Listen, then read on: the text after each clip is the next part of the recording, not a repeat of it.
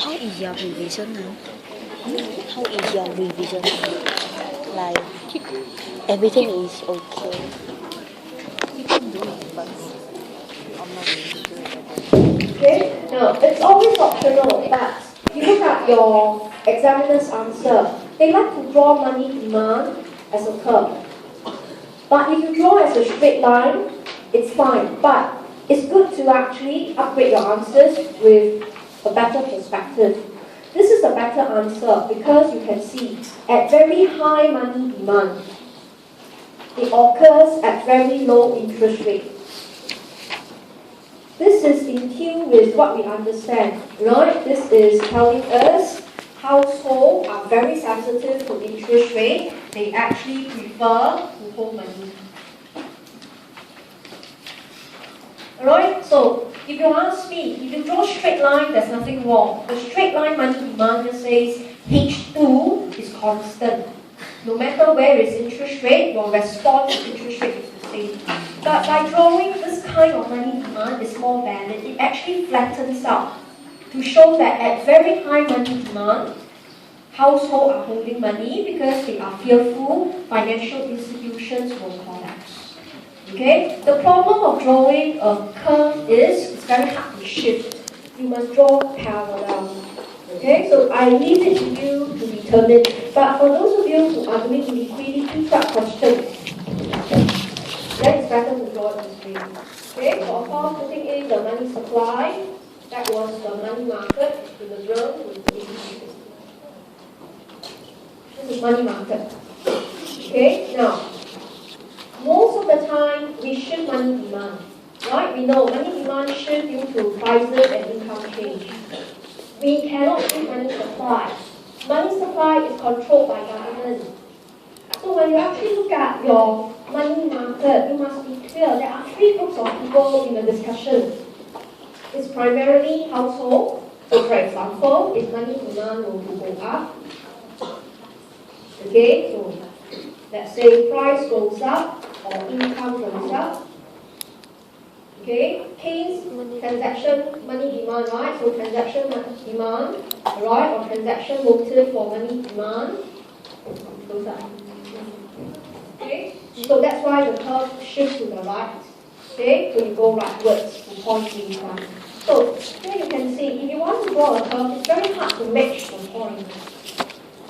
So it's totally up to you, but other shift you get point A prime. So this is household behavior. Household choose to hold money, more money, because they need it to spend or they have greater purchasing power. But it causes a disruption to the money market. You hold too much. Okay? So as a result, financial institution is the one that offer better interest rates. So can you see there is actually an interaction between two groups of people? Right? So they offer us better interest rate and we assume the risk is unchanged, right? So we are attracted. Household buy the FA, money demand drops. Pardon me, I'm scribbling, this is our basic concept. You go from A prime onwards, upwards should I say, until you reach point B. Okay, until point B. So can you see the entire adjustment between household and FI is affecting money demand. We cannot change money supply. Money supply is changed by government. So it's very scary when students say price increase, household increase money supply. Gosh, wrong concept.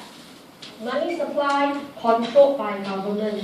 So if you want to have interest rate targeting, right, you see interest rate goes up, your money supply is still the same. But government, if you want to control interest rate, right, if you want to actually fix interest rate at I1, you have to increase money supply, and this can only be done by government. Right? So we cannot change money supply. We can't. Financial institution changing interest rate is to affect our money demand. But government can change money supply. And in this case, alright, you can see. Okay? If you want to shift the curve to the right. Okay, mine's a bit messy, but just put the diagram in to show you. I will do another step later on to show you. The money supply shift to the right at A prime. Okay, right? So, moving on. This is called interest rate targeting. So, we cannot target interest rate. Government is the one who targets interest rate.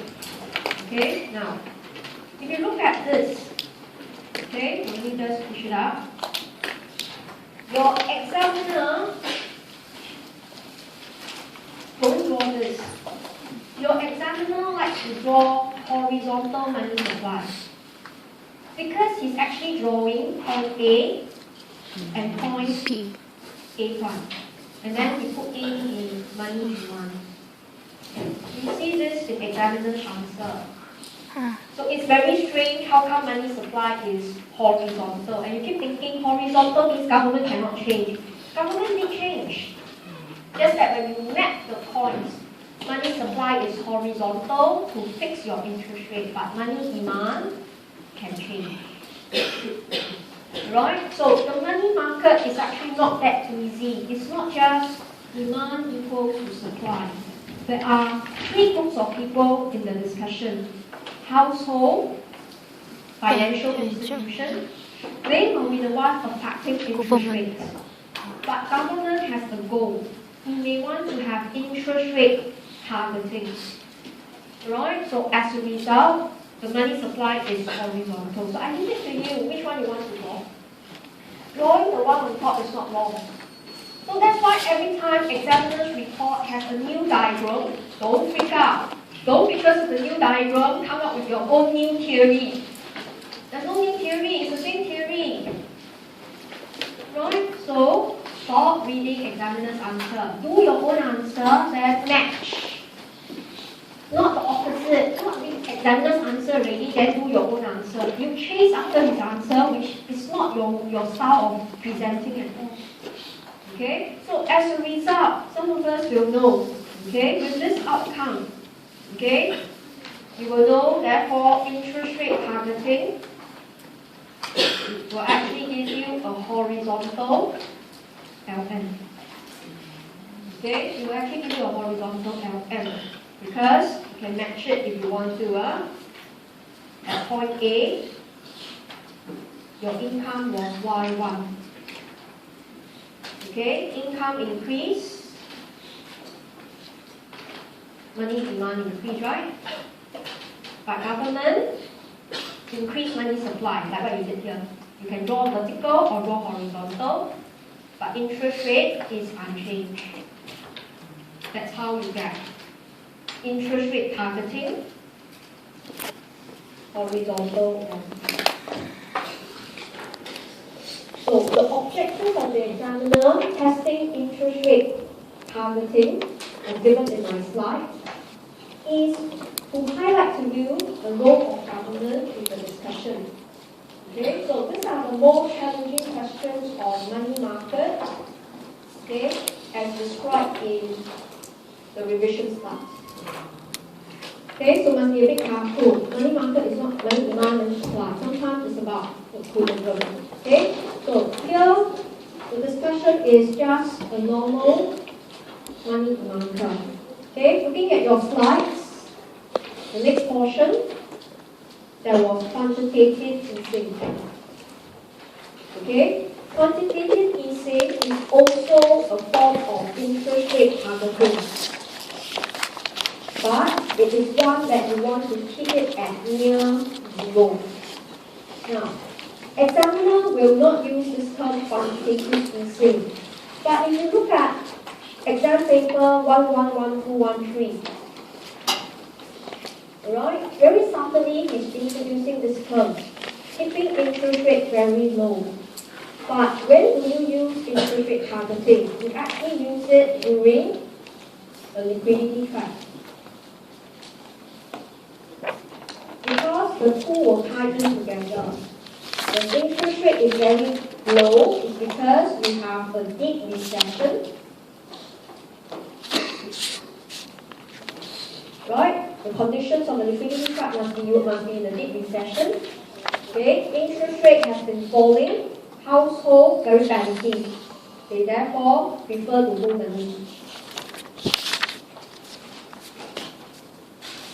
So the two conditions for liquidity trap is very low interest rate, okay, very deep recession, LM is falling off.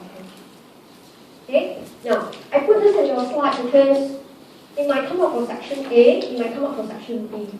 It's actually interest rate targeting. Okay, but when you want to draw this diagram, it will be different. Okay, so let's put in the diagram.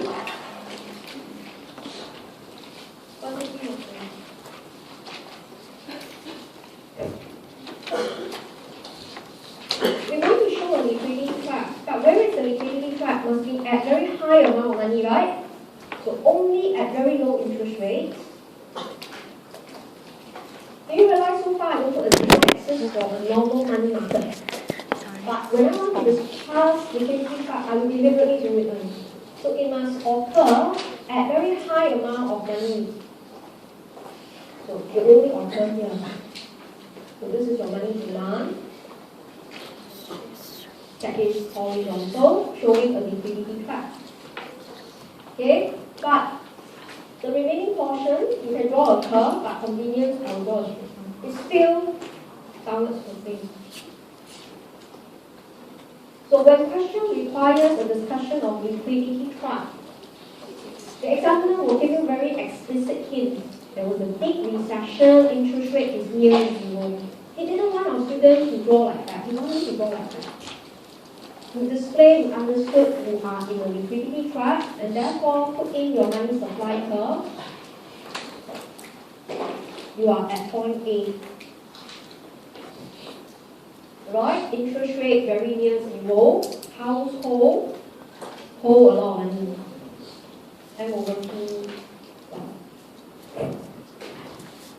So what is the purpose of quantitative easing? We have not explained QE yet. We've only explained what is the liquidity trap and the phenomenon in the money market first. Hold a lot of money, but they are in our hands. Okay? So if households prefer to hold a lot of money, financial institutions will actually lack liquidity. Banks don't have enough money because everybody took it out already. But government wants to encourage spending, right? So we go to the bank, we swipe our credit card. But banks don't have enough funds. So what is the role of QE? The role of QE is to actually pump liquidity into FI. So first, to understand QE, you must know what is the liquidity trap first. What is wrong with it? We all take out our money. We feel insecure. Right? So there's a liquidity crunch. You have heard this term before. So QE is supposed to solve the crunch. Right? So government can either print money, or for the case of US, they buy large amount of bonds. It's not just buy bonds, it must be large amount. The objective is to increase money supply, but interest rate is still near zero, but you can use the money to boost CNI, AD, and income. Right? So this is one extra portion. As I go through the division, I want you to build up your concept of liquidity trap. You cannot just memorize liquidity trap. You have to utilize it. And if you practice your 1, 2, and 1, 3 paper, the whole paper is all about liquidity trap inflation. So you have to keep working on it. Right? So with the money market in mind, okay, so this is what QE is about. You want to shift your money supply to the right. But you can see you are at point B, your interest rate can be still kept low. But there are funds in banks or FI to lend it to households and firms to spend. So you hope to shift the AE, you don't have to draw it, but the intuition is there. Right? The banks, the FI have the liquidity to fan out. As a result, AE can go up, Y can increase, and get out of the liquidity trap. Okay, now, it's honestly we're not very far because QE was not explicitly taught in the course guide, in your syllabus. But if you look through the exam question, they're starting to ask you QE already. So I just want to assure you, you don't need to suddenly go and Google or go and read up the textbook for QE, whatever. No need. Just understand your money market, go through your analysis, alright, and embrace it. What is wrong with the economy? So this top part is something we all knew, liquidity trap. But now we want to add a little bit more to it. How will QE solve the liquidity trap? This is what happens. Okay, and a little bit high level for some of you. But I just want to warn you that this topic on money market equilibrium is going into this trend. So your best 6 questions, or in fact your best 4, may not include this topic. Okay, if it's strictly money demand curve, money supply, yes, it may be your best 4 questions. But if it is money market, liquidity trap, QE, you now know a little bit more high level. But tell yourself, it might come up. It's better to prepare you rather than you get a shock out of your life of this QE. Okay, alright, so that is a discussion on the money market. I was at slide 7. This is the bottom part. Be very careful with these 2 terms. It's getting more popular in the exam question. So money market, tell yourself, you've got to be more careful with the discussion. Okay, so without further ado, let's move on. ISLM.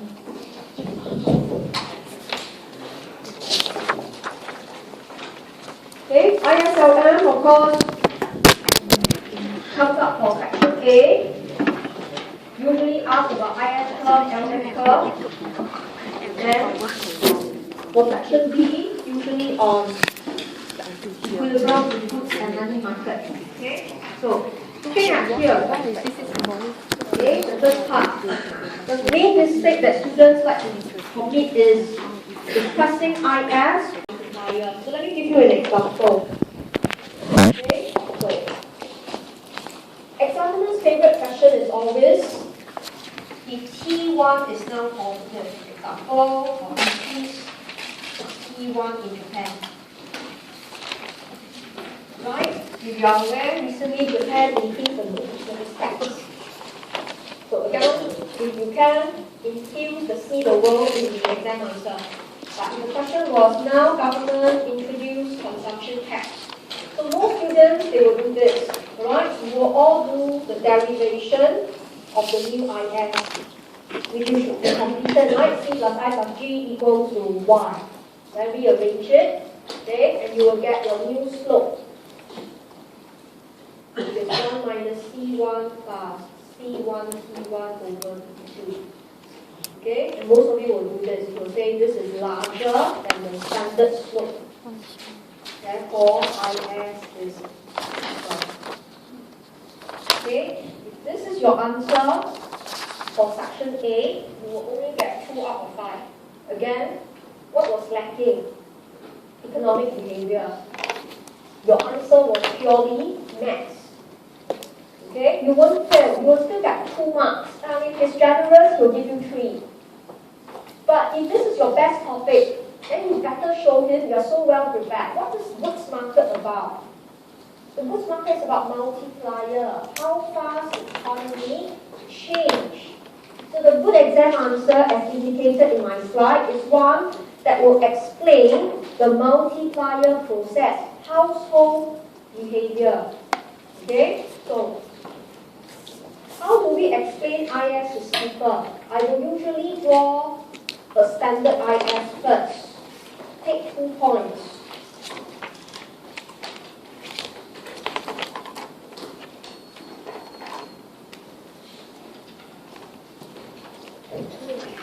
Alright, so I will do a standard IS first and I will discuss if interest rate will drop, investment goes up, AE increase, output will first increase.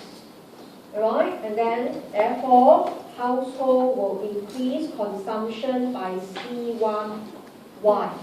Therefore, output will increase through the multiplier. Now, look at here. I'm not using a single equation, but I describe behavior. Okay? Output can go from Y1 to Y2. It's not just because of the investment. There was the C1Y, the multiplier process. So I will always describe the simple multiplier, which is C1Y. One round due to investment, subsequent round due to consumption. Okay? But now we know IS is steeper, so we draw a line inside. Okay? And you will get your Y3. So now I will discuss with the same drop in time. Alright, you are utilizing the same diagram. Okay, right?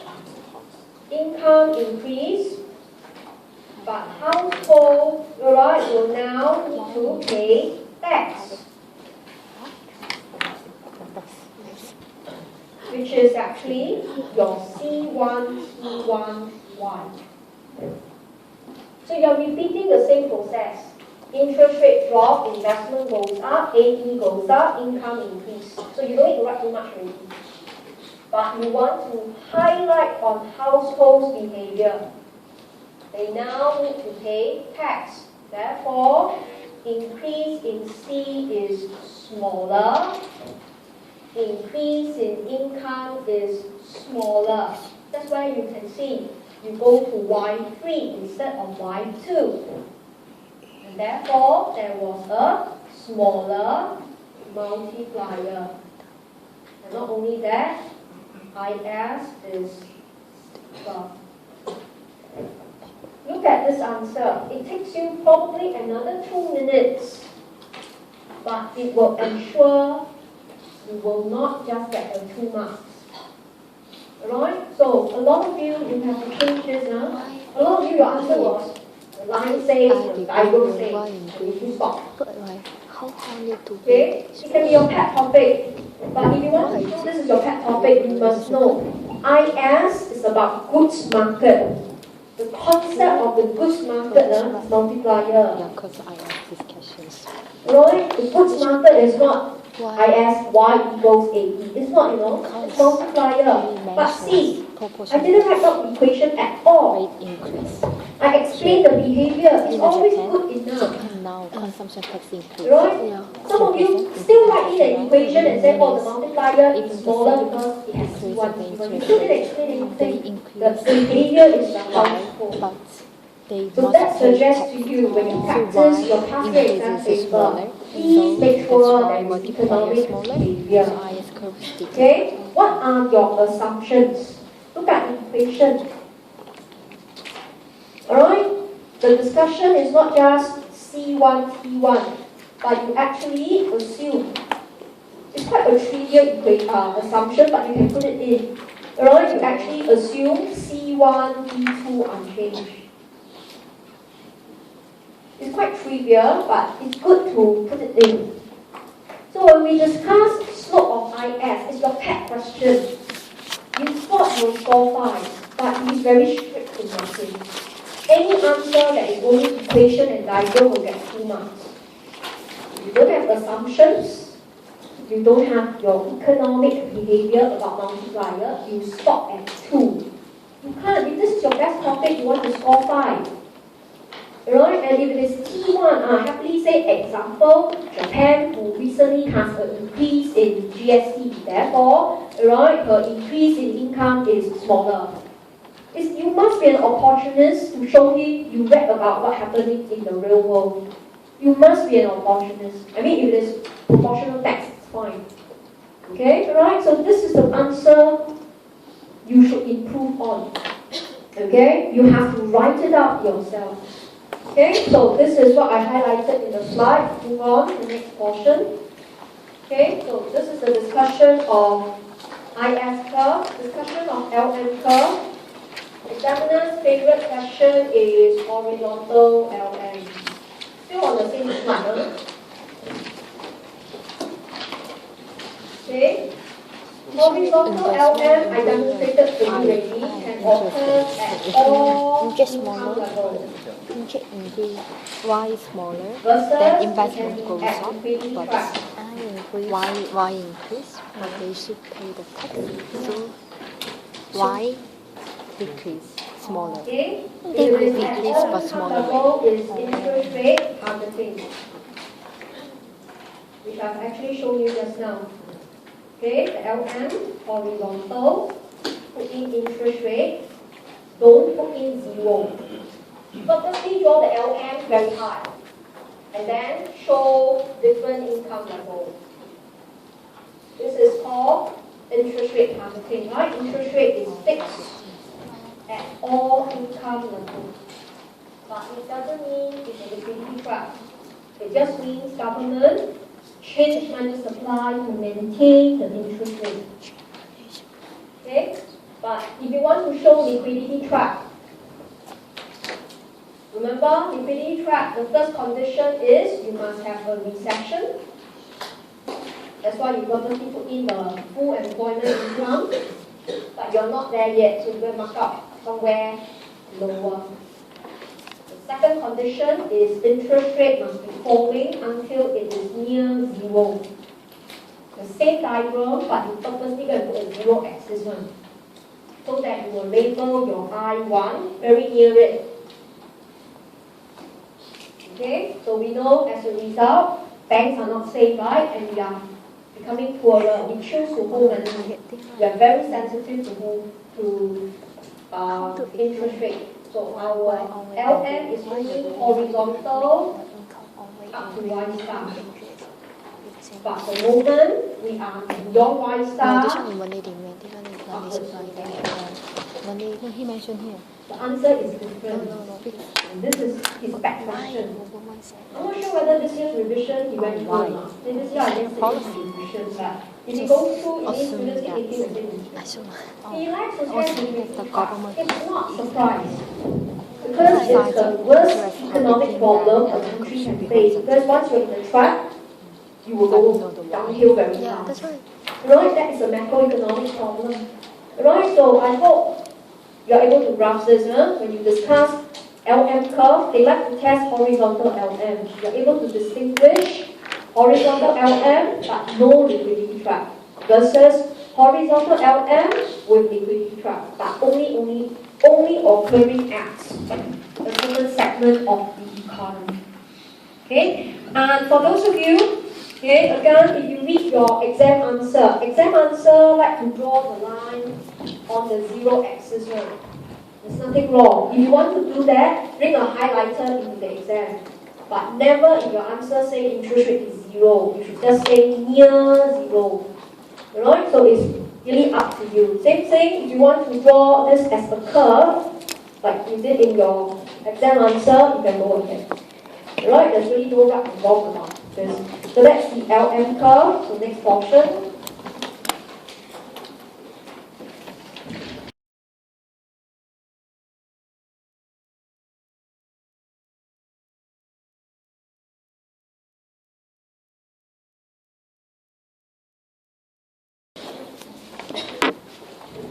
So besides looking at section A, right, most of you are doing ISLM closed economy for section B. Okay? You can try out the questions. Some of you may agree with me. Section B question is always fiscal policy. Very seldom you have monetary policy because monetary policy is usually tested in money market. You have to shift NS and LM. ISLM closed economy likes to test fiscal policy because fiscal policy can discuss crowding out effect, how to minimize it. And nowadays, they like to test multiplier. If you've done the tutorial question, you must differentiate income with respect to G to get a multiplier. Okay, alright, so this is the trend, and I'm going to quickly go through with you the balanced budget multiplier. Okay, but I want to warn you, if you are practicing this topic and if the exam question has calculation, please practice without calculator. You are not allowed to use calculator at all. Alright, so don't take chance. So it's better to practice without. Okay, so let's look at the discussion of a balanced budget multiplier. 去绑定。 Okay, so No, balanced it's just- budget. This one I broke my phone. No. Means G equals to T. And some of you know it means as public is below. Government don't say it. Alright, so the standard policy we discussed is increase G equals to increase T. Do you realize we seldom discuss contractionary policy? Because in the real world, fiscal policy is biased. It's always expansionary to inbox. That is the trend. Okay? So we always discuss increase G equals increase T. But I have already told you many times, please, when it is T, tell the examiner is lump sum. If you didn't say, he will penalize you. Because proportional tax, the shift is not parallel. You have to change the slope and you shift. It's very complicated. So protect yourself, it's lump sum tax. Okay? So we know, okay, we're going to split into two. If it is increased in G, we will increase our A bar directly. T by Okay? We know the IS will shift right. Income will increase via the multiplier. Okay, because you are doing section B, you need to do the next portion, and this is the multiplier. Okay, you should be familiar with basic multiplier. If you're not familiar, please practice on the derivation. So if only government spend a fixed amount by a larger increasing G, this is what we have. IS shift right by A bar, full amount, income increase to the multiplier. But now, if we have lump sum tax, examiners love to test lump sum tax. It's because A bar will drop, but only by, right, C1 T bar. It's not the same amount, right? And C1 is less than 1. So IS shift right, here IS will shift left. But when you compare the two, this one will be bigger. This is what he likes to test. Can you see again? What is the concept? C1. In macroeconomics, knowing C1 is very crucial. We have seen so many times to be tested already. So what does this tell you? Graphically, if you want to draw,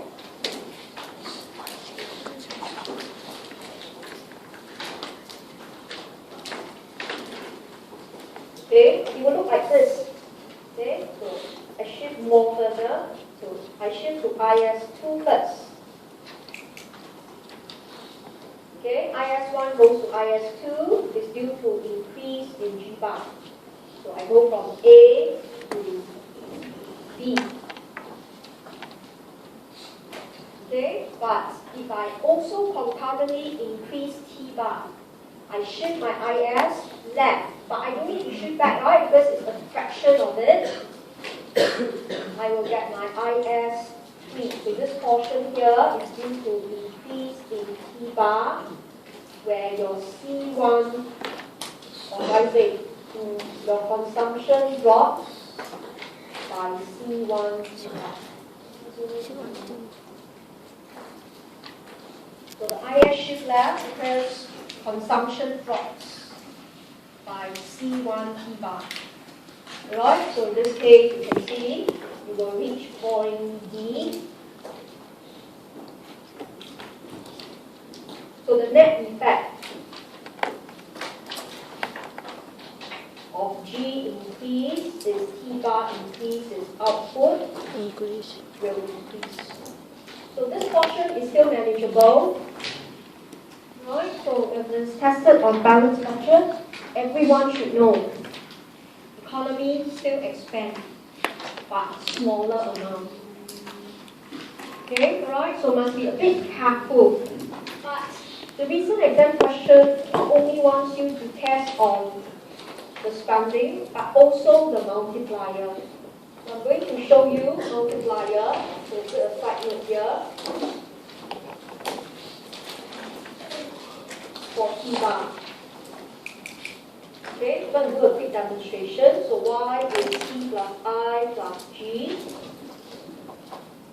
which is c naught plus c1, y minus c bar plus I bar, c bar. Right? This is how we discuss what's market equilibrium. Okay, two ways to do multiplier. One way is to write triangle. So we always group the income to one side. Then we left with the whole chunk.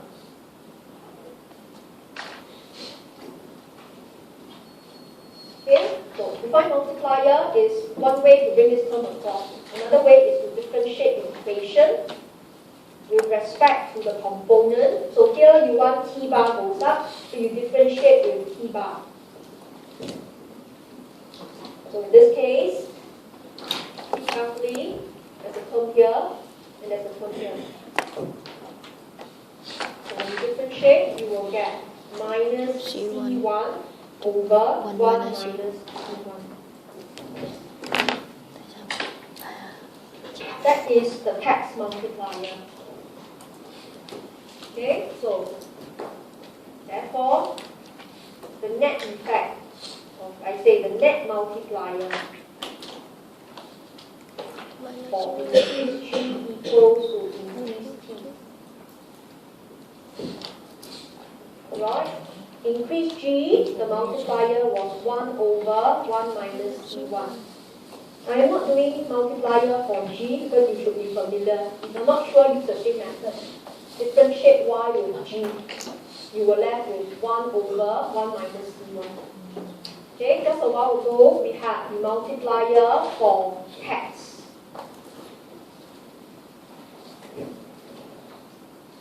Okay, you add the effects, because you're saying both increase at the same time. So you add the effects together, and you can see you will get 1 minus C1 over 1 minus C1. That's how you get the 1.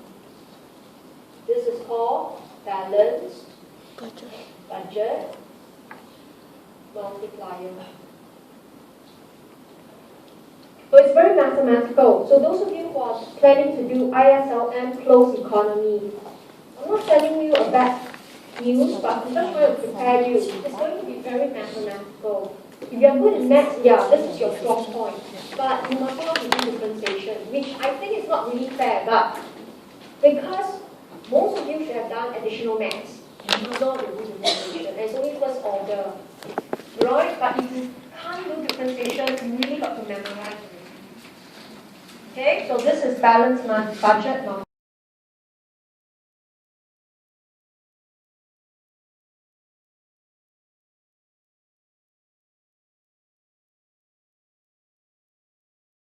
Okay, if it comes out, at least you are aware. G equals to T. They don't cancel out. Economy still expand one time. That's why income increase one time. Okay, right? So it can be a bit technical, so make sure when you cover this topic, be very careful. So that tells you in the exam. Okay, let me go back to my slide. Remember, this is your second topic you want to do. You aim to score 60 marks in 35 minutes. If for your paper it turns out to be tricky, no matter what, is 35 minutes. So by the time it's 35 minutes, you realize you cannot score 60. Probably you can only score 14. It's very easy to tell. You can only do A and B, maybe. Then it tells you, you better do the 7th and the 8th question in section A to make up for the loss of 2-3 marks. It's about strategy. You see? So you cannot say, well, I cannot do means I die. No, you cannot. You don't curse yourself right at the start of the exam. You have to strategize.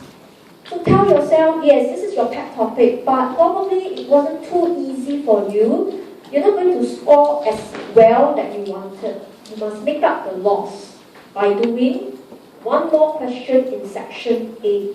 You have to write much, much faster. Right? So the clue here is this. You must be very disciplined in this topic. 35 is 35 minutes. No 40 minutes. You can't borrow time now. You just have to move on. Hopefully you have time to come back later. Usually you don't. This is the question where students jeopardize the entire exam paper. Because they say, yeah, I want to do well on this topic. Okay, so they say, okay, I take 45 minutes. 45 minutes haven't finished 1 hour. The moment you take 1 hour to do one question, it's a gone case already. Right, so you have to discipline yourself. 35 minutes must at least do A and B to perfection. The later part you have to give up. Come back to it later if you can. If not, make up by an additional section A. Okay, so I'm not discouraging you from doing this, but I don't want you to give you overly rosy picture about this topic. It's getting tricky because everybody is doing this topic. So he has to use this topic to elicit the very good students. You must know examiner's mindset. Okay, so with that, we'll quickly move on to open economy. Open economy, make sure you study the BP curve. BP curve, please don't memorize the equation. Study the graphical derivation. Okay, in the past, they like to ask BP curve. How does the BP curve look like? And I did that for you in the tutorial. Alright, so never use BP equation. The equation I taught you in the lecture is optional because the BP curve can have different variation of equation. It's purely graphical. Okay? And those of you who don't plan to do this topic for section B, you must still study it for section A to know that the BP curve can shift depending on whether it's vertical or horizontal or upward sloping. Okay, right? So be very careful with the BP curve for section A. But next, this is the part. And I insist that everybody study UIP because if it comes out, it's actually very easy. Okay, and this is the question you finish in 5 minutes, and even shorter if you write even faster. So don't drop. Okay, so for UIP, if you can't remember the equation, you can write it in the box, right? The equation is this. The equation is 1 plus I, right? Is the returns of your local bonds. Right? Is 1 plus I star. The returns must be the same. But because you buy foreign bond, you must take that $1, convert it to your current exchange rate. Then you get the money already, you must divide by future exchange rate to give you returns of foreign bonds.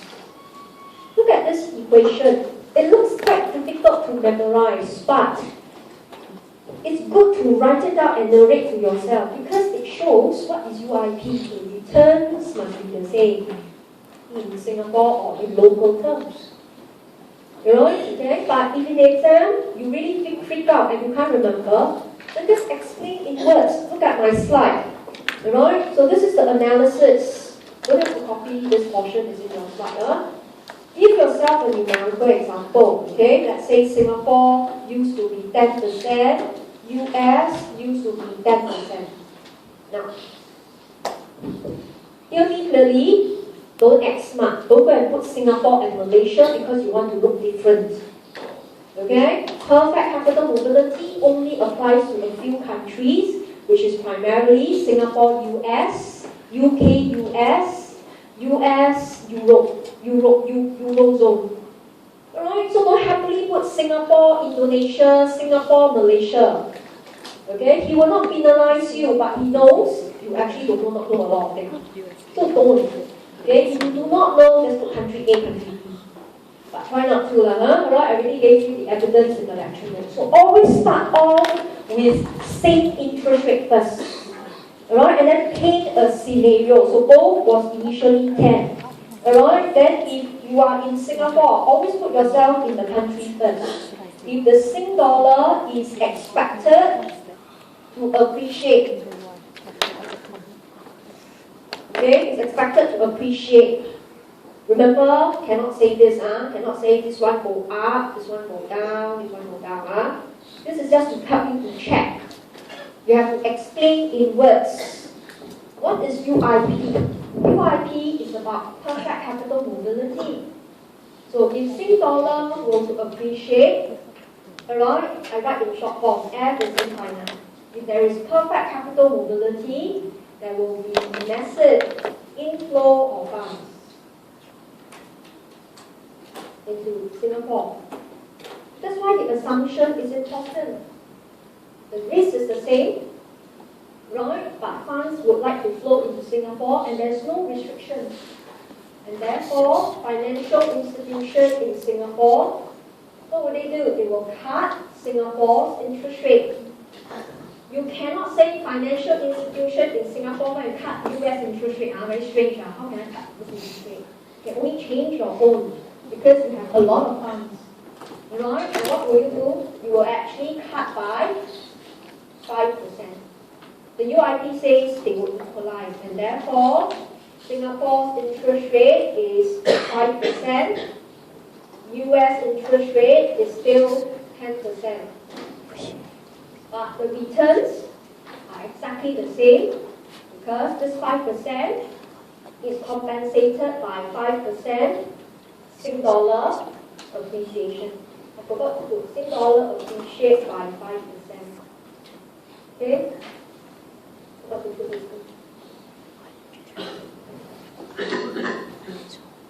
This is UIP. Interest rate between two countries can be different, but the returns can be the same because the one with the lower interest rate is compensated by a future appreciation of the currency. This is UIP. And see, the entire analysis, I didn't use equations. In the exam, you forgot equation, it's fine. Look at the analysis. You are explaining behavior, and you are explaining behavior of investors, right? Sending money in and out. So if in the exam question, there is no countries mentioned, they just say countries can have differing interest rate, true or false. You will use two countries and your own interest rate. But if the exam question has UK and US, one is 2, one is 4, you assume both are 2 first, then one of them go up, or one of them go down. It's really up to you. So don't be intimidated by the question. The entire question, you can set it up. What is the key intuition? The key intuition is this, right? It's perfect capital mobility and equal risk. Okay? So, if you want to put the however, you can. Okay? But you cannot say however political risk in Thailand. You cannot use Thailand here at all. Okay? Right? So this question itself, there's really nothing much on see the world because generally funds don't really flow into Singapore because we're so small. People still want to put money in the US because it's worthwhile holding US dollar. So we don't need you to do see the world here. Alright? But actually you must highlight the two assumptions which I gave in the slide. So please study the UIP. Very important to study for section A. And look at your answer. Some of you who write fast enough, 3 minutes finish. And you have time to do 2 more questions in section A. You see? So don't say, oh, the topic is difficult, I don't study. Sometimes when the topic is difficult, the marking is more lenient, the questions are more straightforward, and you have time for other things. Don't spot topics. Okay, so that was on UIP. The next segment, the examiner likes to test, is the famous question, S is I plus NX. Here it comes up. Because, again, examiner likes to test because you make a lot of mistakes. Okay, S equals I plus NX is a very simple equation. But the outcome depends on students' analysis skills. So, make sure you keep practicing this topic. Okay? So let's look at this equation. Derivation is not required. You go back and study derivation if you're doing section B. Okay, so S is I plus NX. You should be aware that S is S private plus S public is I plus NX.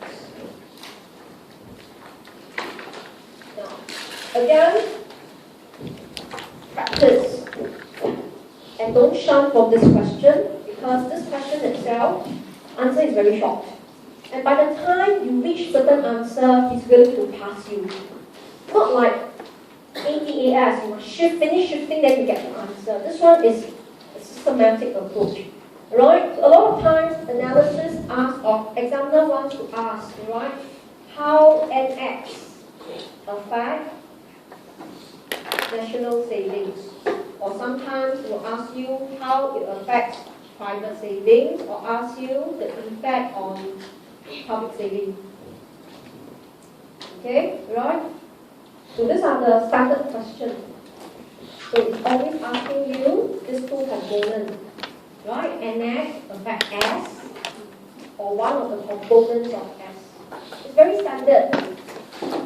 So by now, you should know your step 1 is therefore assume change in investment is 0. Right? If NX change, savings will change. But the first assumption is look at the variable that we did discuss. Assume investment don't change. That is, investment function is I bar minus B2I. So one more assumption. B1 is 0. So how can investment don't change? Interest rate is unchanged, and that happens at horizontal. The question is actually a BP question. Right? So when you look at exam question, how can a country's current account, it's called current account, affect her savings? You keep thinking the question was money market. Actually it's not. It's actually open economy. It's a very subtle question. So you have to raise your antenna when you see national savings. Tell yourself it involves BP curve somewhere, somehow. So the first assumption is you need a horizontal BP. Because no matter how you shift the curve, you go back to the same interest rate. Change in I is 0. Do you know by the time you reach this step, you already passed the question? You haven't answered the question, but you already showed the examiner, you know the topic, you know what he wants to test, your BP curve. What assumption you make? You seldom do vertical BP, very seldom. In section A, you seldom do upward sloping BP because it's very hard. It's only 5 marks. It's always horizontal. But this question, you've got to decide yourself. Right? So you have to explicitly say so. Okay? So that's the first step. And therefore, step 2, change in S is change in NS. Right? Which tells you change in S private plus change in S public is change in NS. So if this is positive, okay, what is the effect on private and what is the effect on public? It's an assumption, right? If you assume change in S public is 0, then change in NX is exactly change in S private. So what does it mean when S public is 0? G equals to T. This is the topic that involves fiscal policy or closed economy. Okay, so you have to practice different exam questions to apply the different assumptions. But this is to show you the discussion on national savings is not that straightforward. You've got to pause at every juncture to look at the assumptions. Okay, and B, if you want to assume change in S private is 0, this is what most of you will see in section B question. That is, change in income is 0. Okay, and that is usually under flexible exchange rate. Because NX positive, you shift IS. Now you want to shift IS back. It's always under flexible exchange rate. Now, I'm not going through a specific question yet. When I see you in 2 weeks' time, I will go through. But this is the general approach. Highlighting to you, question will look simple. S is I plus NX. But the answer is not. The answer comes from different levels of assumption. Okay? Step 2 is very intimidating to some of you. But at least today, you can say, I can do step 1. To at least pass the question. Right? And most of the time, it's horizontal. Okay? Alright? But of course, if the examiner wants to elicit the very good students, your BP is upward sloping. Okay? So I'll put a note here for you. Okay? If F is on the upward sloping, change in interest rate will not be zero. Remember, if an upward sloping BP, you don't return to the same interest rate. Then change in I is not zero. Okay, then change in NX is not change in national. This is the tricky one. So practice all the horizontal first, but think through. In any case, if the question was on upward sloping, at least you're not caught off guard. Okay, the concept behind it, you don't draw at all. But you know the intuition when you have upward sloping BP, I taught you in the lecture, interest rate no need to go back original amount. Because the two accounts can compensate each other. Then change in interest rate, change in I is not zero. S is I plus NX. NX is not equal to national. Okay, right, so this is what we want to focus in open economy. Short question. In summary, section A, study BP curve, the derivation, study UIP, and S is I plus NX. You cannot drop this topic. Okay, right, and with that, let's move on very quickly. For those who are studying this for section B,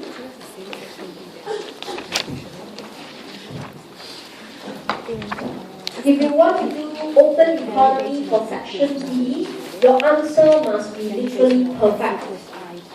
You cannot say, I shift the curve, the point goes to point B. No. You have to explain very systematically. Okay, right? Keywords I put in bold, things that I put as underline, which I underline, it must be in your answer. Okay, so literally you shift one of the curve, for example. Okay, so interest rate, for example, drop. Okay, keyword is there must be massive, not capital outflow, no, it's massive outflow. Therefore, BP is a deficit. Okay, now be very careful with this term. The first time you write, spell out in words, local currency depreciates. Don't assume we know what is E, because there is different version of exchange rate. Different textbook has different version. So don't let people misinterpret you. Write out in clearly local currency depreciate. Okay, and you can see I always do fixed exchange rate first one. It's easier. Buy, sell, shift LM. Most of you can do this. But what is always missing in your answer is adjustment process. You just say LM shift up, full stop, which is wrong. Open economy focus is on BP. You have to explain how the equilibrium is restored. LM shift up, interest rate goes up, funds flow in to correct the account. And of course, the next one is flexible exchange rate, shift IS, again, still talk about interest rate. Right? Okay, so I'm not going to emphasize, but if you plan to do this topic, you have to start practicing and time yourself. You literally must write very, very fast and accurate. Okay, and you know this question comes from part A, part B already. That's why doing open economy is very tedious, and it must be perfect. Cannot have loopholes here and there. Okay, so I just want to highlight, please, if you are doing this topic, practice. And please practice shift of BP curve. They love to shift BP curve in part C. You cannot just happily keep using the same BP and open your eyes and read questions. Don't, alright? Don't assume it's always horizontal. Read carefully. Okay, so I will not go into the details. Okay, move on to the next topic. Now this topic itself, okay, if you have not started studying, don't study yet. Concentrate on all the errors and the highlight I gave you just now. Okay, probably 1 week before the exam, you already finish all your 6 papers already, yeah? Okay? Then you start studying this because this is a topic that is very descriptive. You need to memorize the answer. Okay? And keep your fingers crossed, hopefully it will come out. But so far, it likes to come out, especially cost of inflation. They like to test menu cost, shoe leather cost. This topic itself, there's no diagram. It's purely descriptive. When there is inflation, we hold a lot of money. We need to travel to the bank, shoe leather cost. Firms must change catalog, menu cost. Banks must raise interest rates, redistribution of income. It's purely descriptive. So I don't want you to freak over it, and no point study too early. By the time it's exam, you forgot all of them. Okay? Alright. So you hope it's actually quite a gallener. It's quite an easy question, but it depends on memory work. Okay, so be careful with this topic. So I will not go through in detail, but most of you will not be studying this for section B. Okay, now, if you have seen the prelim question, okay, it was a nightmare, it was a false hope. You saw the prelim question, part A, what are types of unemployment? Part B, what is natural rate of unemployment? Part C, what should government do to reduce unemployment? Where on earth your exam question can be so easy? It's a nightmare to you. It's a bad dream. You better wake up. Tell yourself it will not ever happen. Okay? Alright? If it happens, good lah. I mean, you memorize it, good. But I think it's a catch somewhere. I rather think that everything is difficult. I study until my nose and my head, everything bleed, rather than, what is unemployment? Okay? So that's why, again, this topic, study 1 week beforehand and go memorize everything. Okay, alright, so I will not emphasize too much. Next portion, okay, of course, unemployment. Alright, so study all types, especially classical unemployment, minimum wage law, official wage model, etc. Okay, so I'm going to end today's topic to quickly teach you Phillips curve. I want to show you, okay, if you have no time to study Phillips curve, study this set of slides, go back and keep rehearsing it yourself. It's sufficient to do section A, but not sufficient to do section B. Okay, so we're going to look at how to study the Phillips curve, how to apply the Phillips curve, and discuss sacrifice ratio. And I want to demonstrate to you, if you're studying Phillips curve for section A, you don't need the equation at all, you still can analyze. Okay, so let's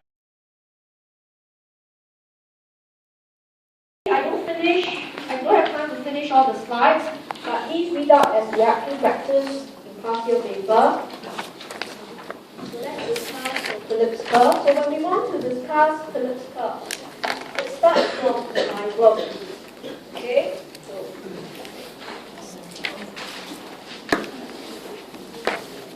Phillips curve is about inflation and unemployment. Okay? The easiest way to study Phillips curve is step 1, mark out natural rate of unemployment. Okay, so therefore, clean up the story for yourself. You are at U equal to UN. You are at natural rate. It means Y equals YN. This is called Okun's law. I didn't write Okun's equation at all. You just tell the examiner, this is Okun's law. This is the relationship between employment and output. You are producing at potential output, therefore you are at full employment. The meaning of full employment is your step 2. There is no wages and price adjustment. Right? Everyone is hired. You are in the long run. So what does it mean? You adjust wages based on expected inflation. Right? Wages is set on expected prices. So instead of saying expected prices, you say it's expected inflation. Prices is measured as inflation. So if there is no WP adjustment, means they equalize. So you put a 1 inside, and you put a numerical example, if you find it very disturbing to read the equation. It simply means Every year, workers increase wages by 3%. Firms increase prices by 3%. W over P, unchanged. The firms don't need to retrench the workers, continue at output YN. I've actually gone through wage starting price setting with you without a single equation. So when I taught you this topic, not only really fall off your chair, right? You really want to vomit already. You go like, oh, what's happening? So this is the simplified version. Very simple already. I cannot simplify further. Simplify further, there's nothing to study already. But this is wage starting price setting. Alright, so in this case, you mark up the diagram when U equals to UN. Pi 1 is pi 1. So you go to the diagram. Mark out your point A, draw the ellipse curve.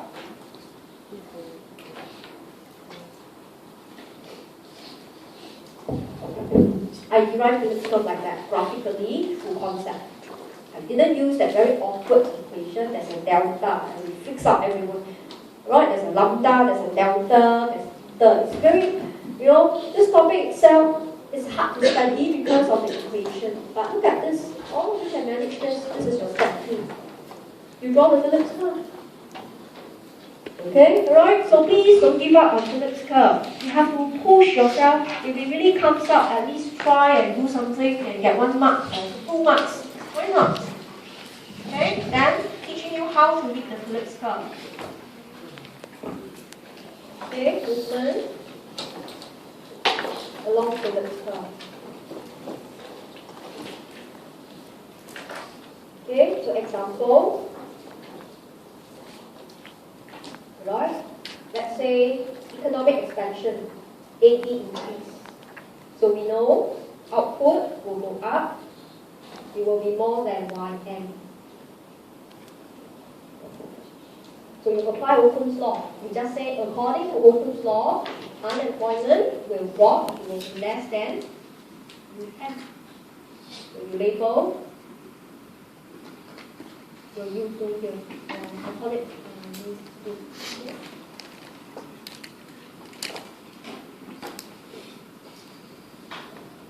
Right, your unemployment drops because firms increase output. Okay? But your pi E is constant. You are on the same Phillips curve. So narrate to yourself. Workers still ask for 3% wage increase. But firms are producing more output. So what would firms do? Firms will increase P faster because there's strong demand for the goods. And the workers can pay. Therefore, pi will increase. And it will be more than pi E because pi E is constant. So this is the part that sometimes students got stuck. They go like, why did pi E no change? Because you have been asking for 3% wage increase. You are still on the Phillips curve. You are bounded by contracts. You can't change pi E yet. This is a movement along Phillips curve. Why is that so? Look at the diagram. This is your step 4. You get pi 2. You see, it is higher than pi E. You have a movement along the Phillips curve. I didn't use the equation, I purely discuss firm's behavior. Okay, so this is called simple Phillips curve. Simple Phillips curve is we have pi E given, example 3%. So when you move along it, it's still 3%. Okay, so go back and practice the other direction. Right? Why is it if AE drops, unemployment will increase? Why would the firms retrench the workers when the workers insist 3% wage?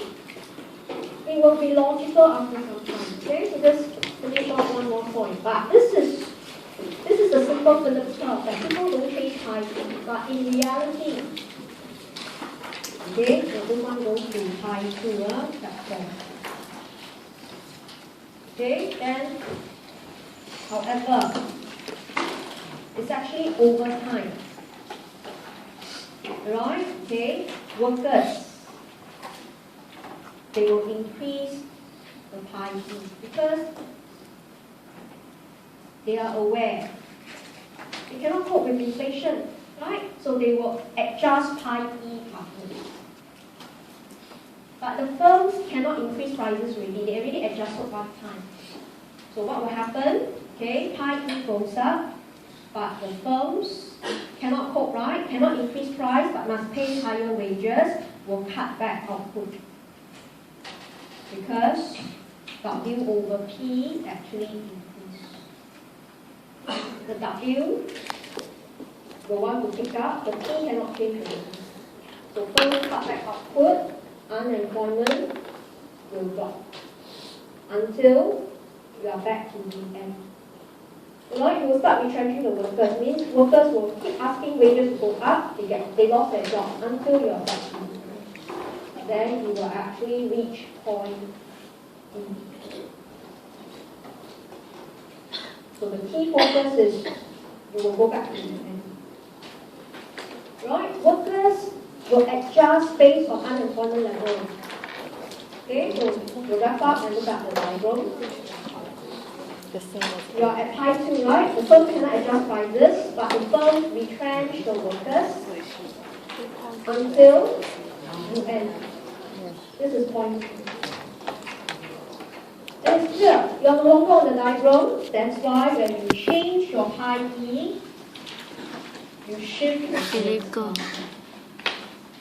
Let's call it N. Do you see? I didn't use a single equation on Philip's curve Okun's law at all. I didn't even use rate setting, price setting equations. I merely described the behavior. This is sufficient to discuss Philip's curve. When I see you 2 weeks' time, I will go through and finish off sacrifice ratio and assessment. Right?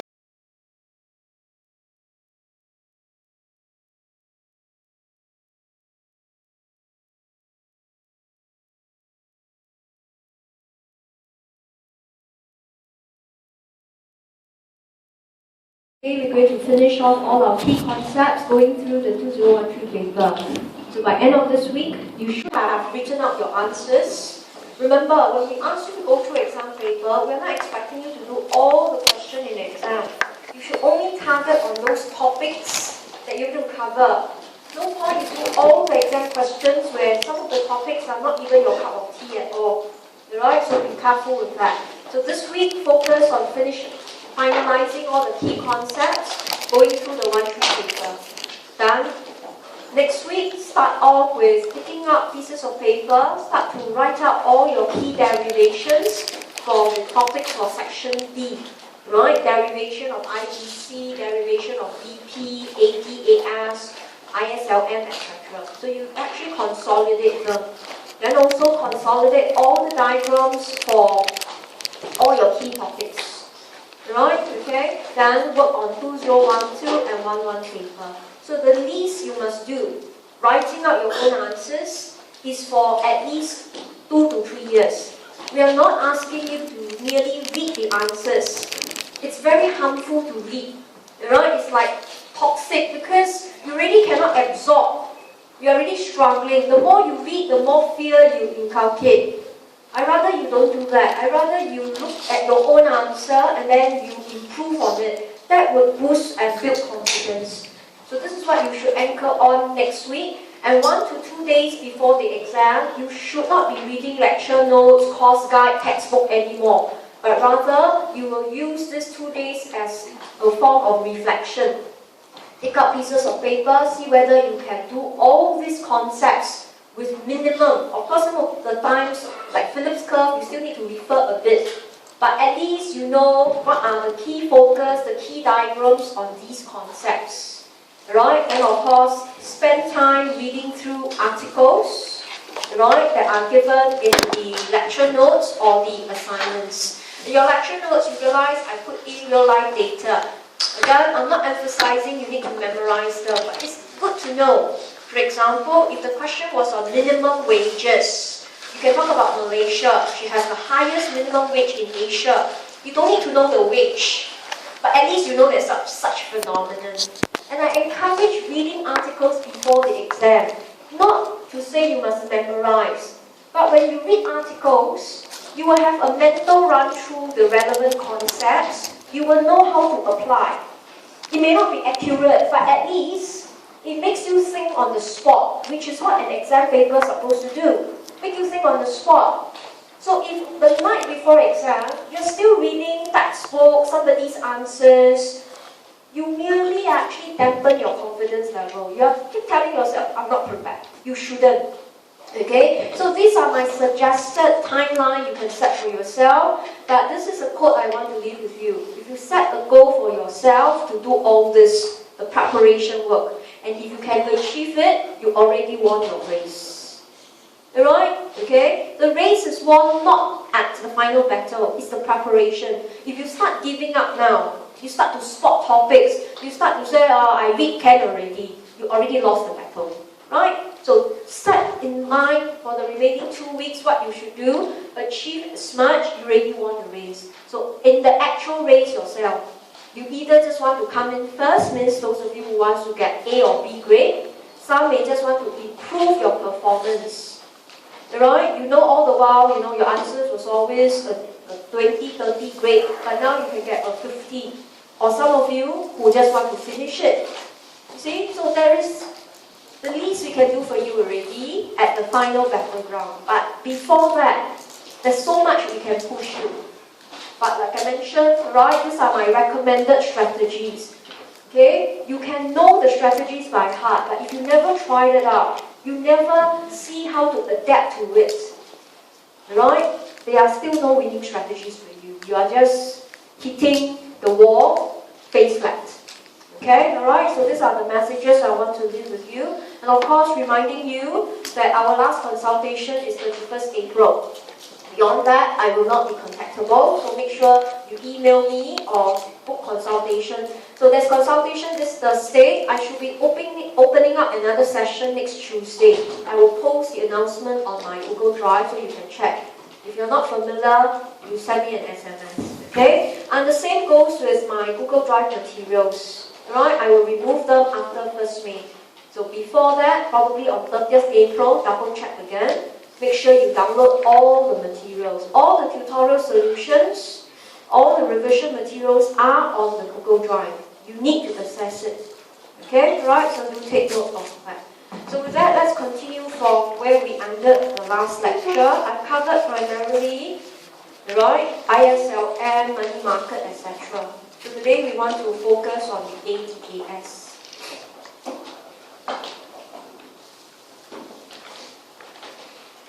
Okay, so I highlighted, I won't possibly go through all of them, but those that I spend time going through are the key essential points, so make sure you cover them. Okay, so today we're going to spend the first half of today's lecture finishing off the focal point on ADAS and economic growth. Right? So for ADAS, you must be prepared. It definitely comes out, okay, in section A and B. I highlighted last lecture. I don't encourage students to do ADAS as your primary first and second question. It should be your third question because it is quite demanding. It is very time consuming. Therefore, the choice of the question must be based on part 1 and part A and B. Right? Okay, and also highlighting to you, you should not see yourself doing ISLM open economy with ADAS. It drains a lot of energy, so you must be careful. Okay, so let's look at a quick overview. What is the focus for section A? So section A, all of us definitely must study AD curve. Okay, unlike topic 1 all the way to ISLM, we have been using curves with equations. But AD curve, there is no equation. It's too tedious. Instead, we use the graphical method. And the graphical method anchors on Keynes' effect. But make sure you study your real balance as well as your real exchange rate effect. But the focus is just shift LM. So AD came from ISLM, shift the LM, you get a new output, and you will map the AD curve. Right? Then of course, exam question likes to ask slope of AD. And again, you cannot use equation purely through diagram. You shift the IS or the LM with a different slope, then you map out the points. Okay? So I'm not going to go through this. I've done it extensively in the lecture. But make sure you have enough coverage. But I just want to quickly go through with you the concept of vertical AD. Alright? This is also a key focal point in section B. Okay? So let's go through this discussion. So to effectively discuss a vertical AD, first let's recall how do we get a downward sloping or a standard AD first. So I use this as a quick review with you. To get the standard AD, we usually let price goes up first. Okay, by now you should know you shouldn't conveniently discuss price goes down. Alright, you always say price goes up. So what is Keynes effect? Keynes effect says money demand will go up for transaction motive. Right? I highlighted 2 weeks ago. Don't say, alright, P increase, the equation goes up. But you hold money for 3 purposes. So this is for transaction motive. So money demand goes up, that tells you, therefore, money demand exceeded money supply. That's why a lot of textbooks say money supply is lower. Not that money supply curve should, it is lower. So as a result, financial institutions drive up interest rates. So you can see, this is household behavior, this is FI's behavior. But how do you get the AD? Investment drops, there's a movement along IS, output drop. So that is the standard AD you should be familiar. Keynes effect, explaining P and Y goes opposite direction. Okay, so how do I get a vertical AD? Which is the focus of the revision today. Right, how to get vertical AD? One way, of course, is to sketch first. What's it mean by vertical? So you sketch for yourself first. Okay, it looks this way. Where is the focal point? Here. That no matter how price goes up or down, right, your output, Y1, is constant. So you can observe. Vertical AD is one that change in income is 0.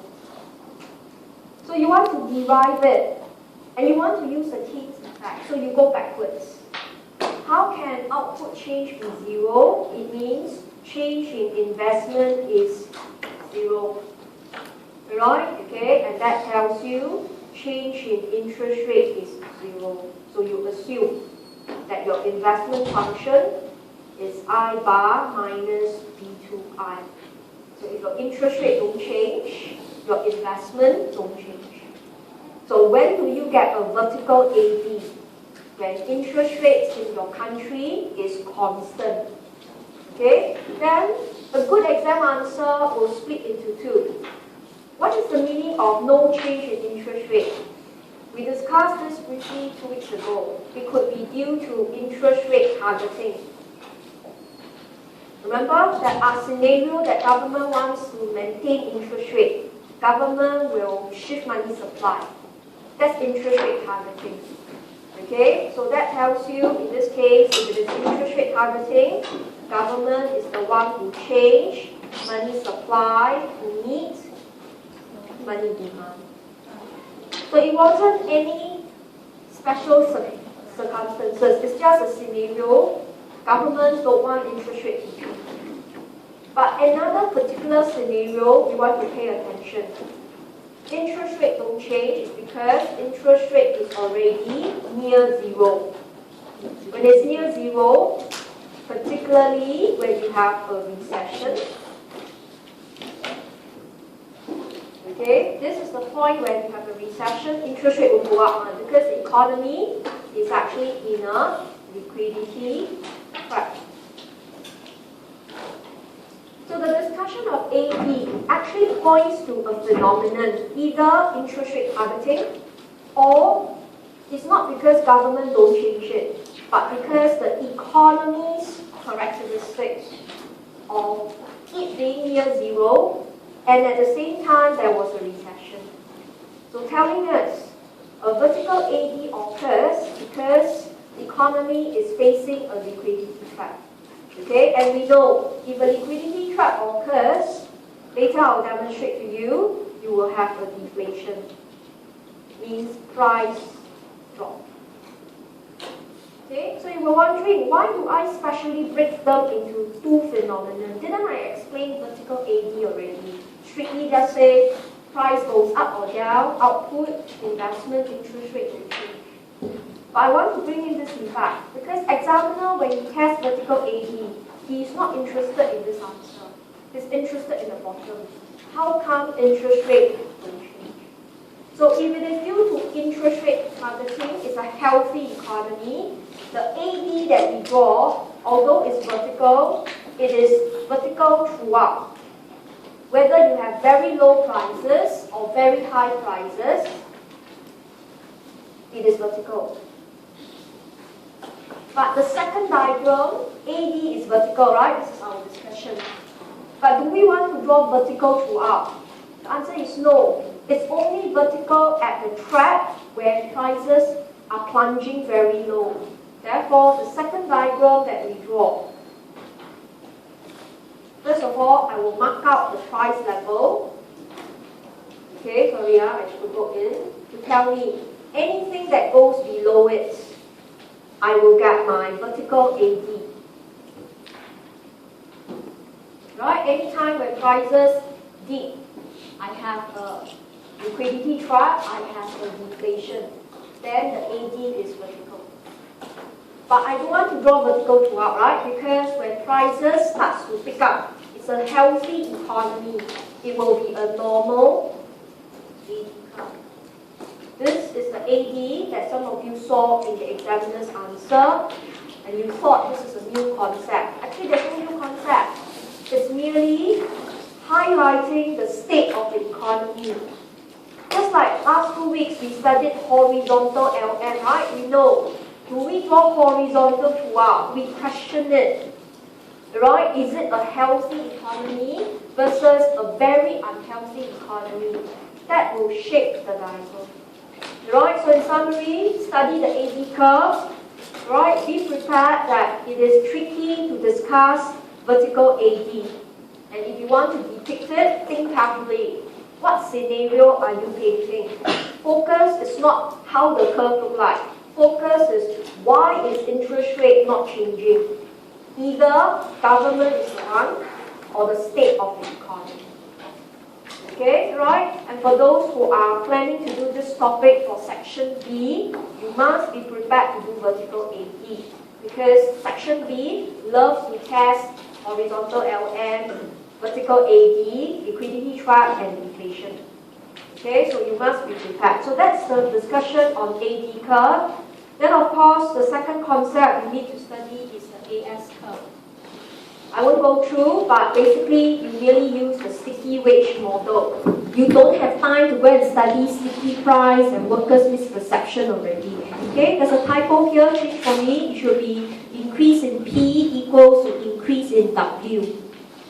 Okay, right? So this should be W. So part A, if it is case A, you can fill up the blanks. AS is vertical. You should all get that already. Okay, then part B, if increase in P is more than increase in W, AS is upward sloping. Okay, so make sure you go back, try out. This is purely through diagram. If you recall, we draw 3 sets of curves. Labor demand, production, then we map out the AS curve. So the same goes for AS. There is no equation to tell us steeper or flatter. We derive it primarily through sticky wage model. If this is very new to you, you better straight away zoom into sticky wage model. You don't have time to study the equation already. You have to zoom in. Okay, so that was the AS curve. Then the next portion, okay, this is what I mentioned 2 weeks ago. In section A, they tend to have questions on ADAS model. And I asked you to avoid such questions. Because the questions don't just ask for ADAS, you need to analyze it with ISLM. Okay, and not only that, you have to be clear about shocks in the economy. Shocks, there are 2 types as described in my slide. There could be demand and supply. And if it is demand, you must be very careful. It cannot be fiscal and monetary policy. Policies are not shocks. Policies are planned. So later I'll demonstrate a shock for you to practice. Okay? So for shocks itself, they are usually temporary. You just shift AD, right? And then you analyze the point. But if the question was on supply shock, that is the tricky part. You have to ascertain whether it's positive or negative. If it is positive, it's usually technology, productivity. Then it's permanent because the technology will go away, it stays. So that would help in the firms and the country's output. That's why you shift both curves, right? But if it is a negative shock, you must be careful. If it is just, for example, workers went on strike, AS will shift left. That's temporary. The workers eventually will return to work. Alright, so you only shift SRAS. But if it is due to a war, alright, and the war resulting you to lose your oil fields, or you have a natural disaster, that is a permanent shock. That will result you to lose your resources. You shift both SRAS and LRAS. Alright? So this is why I mentioned you should not do ATAS question first because there's a lot of question mark. There's a lot of planning. You have to read the question very carefully.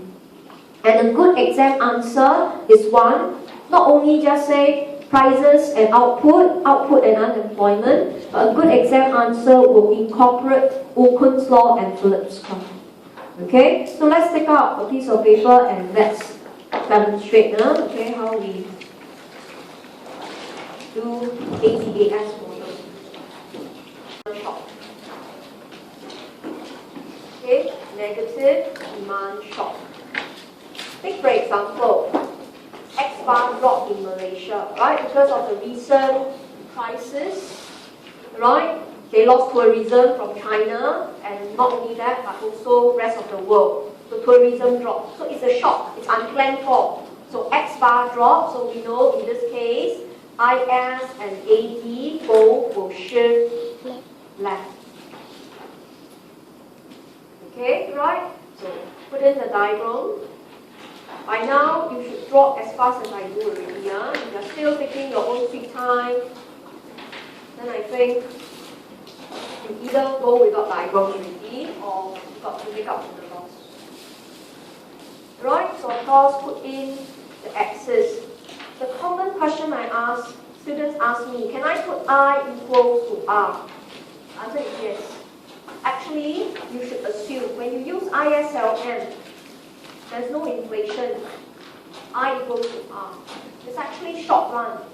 But a lot of textbooks conveniently put I, or sometimes you conveniently put R. So if you're really afraid, just put I equals to R. Because it's understood. In ISLM, every time when you shift, prices don't change. Real and nominal interest rate are the same. Okay, so put in your curve. And like I mentioned, these are your basic curve, draw in ink. So you have your output Y1, interest rate I1. Right, so that is your equilibrium in the goods and the money market. Okay, done, bring it down. This is what I mentioned. How do you get AD curve? AD came from ISLM. So that's why at this point, A, it lies on your AD curve. Okay, so if this is the demand and this is called equilibrium, there must be a supply. But you see, by now, every point on the diagram has meaning. Not what you think, oh, intercept can already. No, there's a meaning to it. I literally telling you a storyline, what is happening. Okay, then with this output, the firm will set prices. Now, since I'm talking about Malaysia, it's real world, I better don't put P. To play safe, I should put pi. If you ask me, do all the diagrams as pi, rather than halfway in the exam you go and change and you got very lost. Might as well start with inflation rate. Because you know you cannot say Malaysia has deflation. You can't.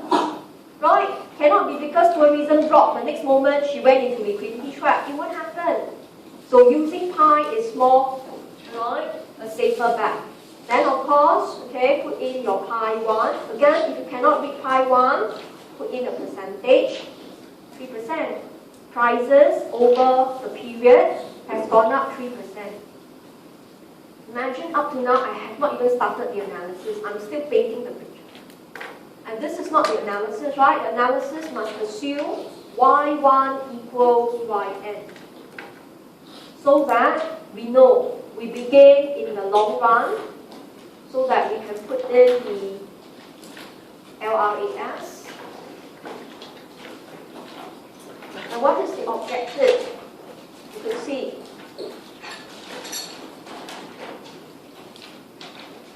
Okay, the objective is this, to tell us, step 1, we are at point A. If y1 equals yn, u equals un. This is actually Okun's law.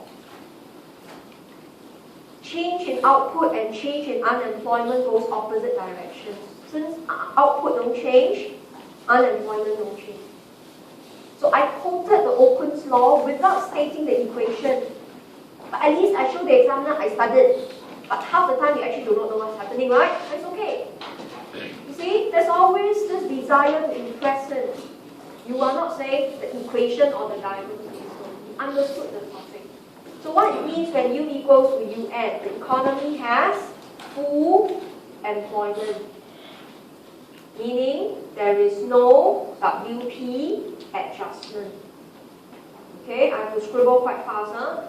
But I just want to show you again, I don't write out the WP equation again at all. Which setting, price setting? I don't use the equation at all. I skip through. But the intuition is clear. If all the workers are employed, means the wages that they get is pi E.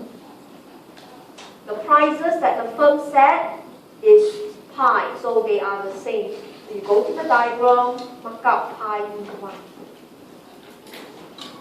This is what point A is about. But a lot of you don't know. A lot of you draw the 3 lines, label the curve, and then start to shift the curve. Not understanding what's happening at all. The economy is at full employment. Workers ask for 3% wage increase. The firms also mark up prices 3%. The firms can cope. The firms retain the workers. Full employment.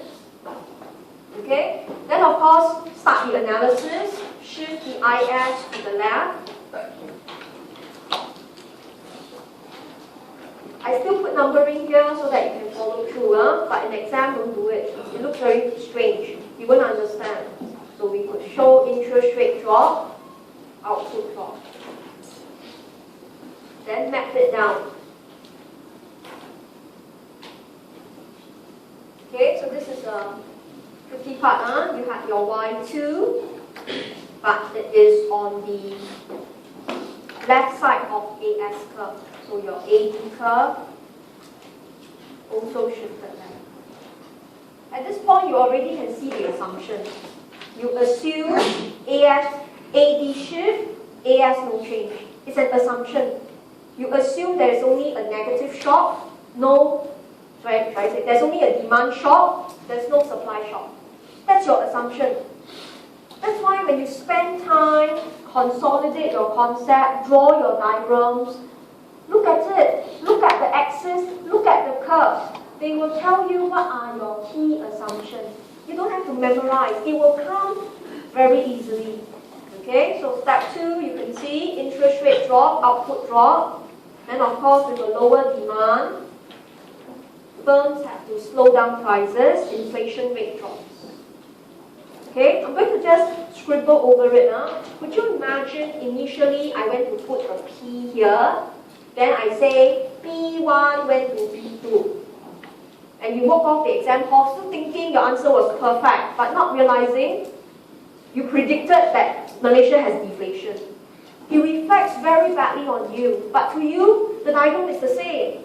But to the examiner, it's not. To the examiner is, you have no sense of what's happening in the world. You study macro like it's some fairy tale land. No. Why would he want to give you an A grade when he looks at your diagram? He can make so many mistakes. You don't want that to happen. So to play safe, do pi. Rather than halfway through go and change. You will get very panicky. Okay, so in this case, let me write out the analysis. So step 2.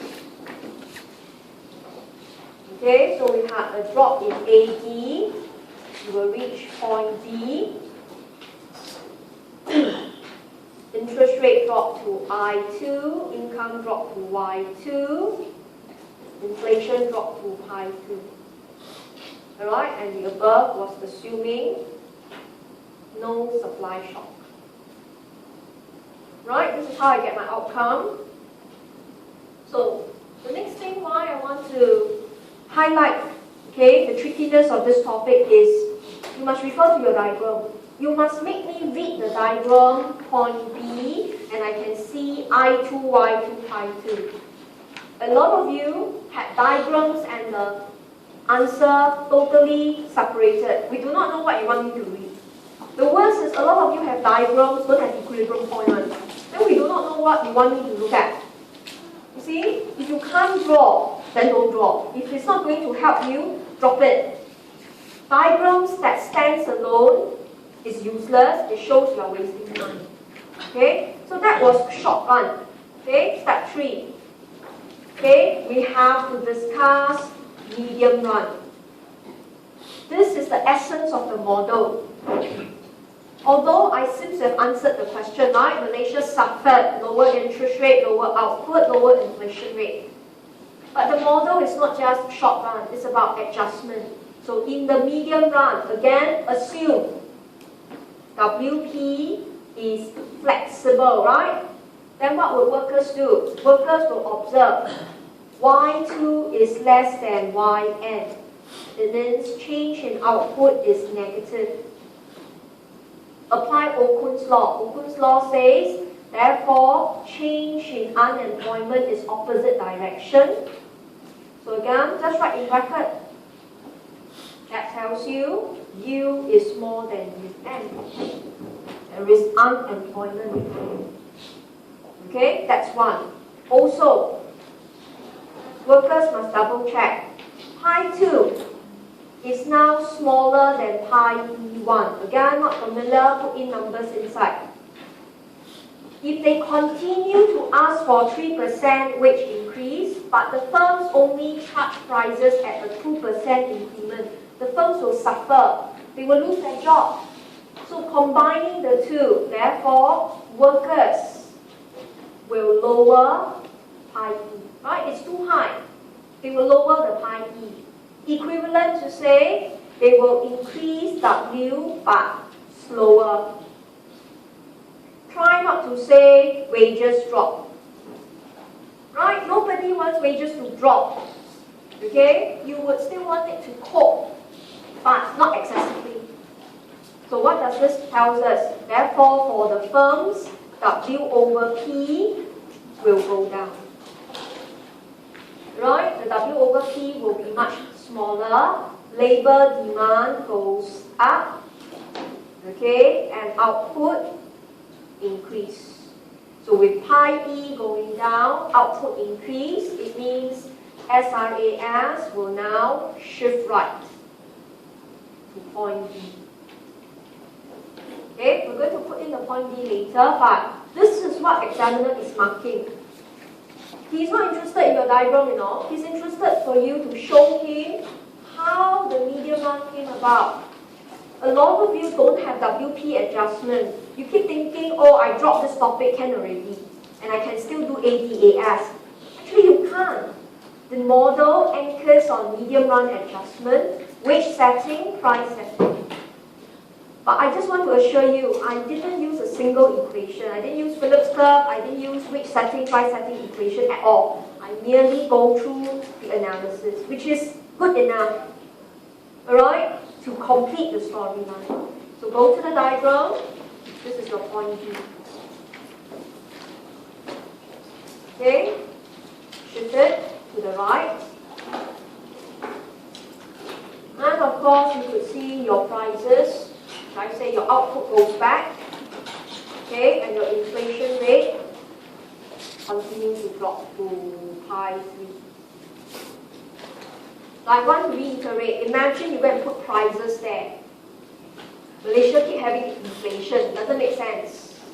Okay? So it's better that you learn now than you learn the hard way later on. Right? Now, look at the diagram. Okay? IR shift right. Okay, there's a B here. AD shift right. Then AS shift left, should I say AD and IS shift left, then AS shift right. Something must happen here. And cannot shift IS, right? IS must be CIGNX. So it came to your mind, even if you don't know what happened, you will still put a D there. That is the shift of LM. This is what I mentioned. Some of you thought you want to drop this topic because you struggle with ISLM. But you can actually pretend a bit. Right? By opening your eyes, look at the diagram. There must be a point that shows output returning. And it cannot be IS. There's no more shocks already. It must be to LM. But what is the economic intuition? Okay, so let me give you the intuition. Therefore, you could see output increases, inflation rate drops. This is optional, This is just to recall for you. MV equals to PY.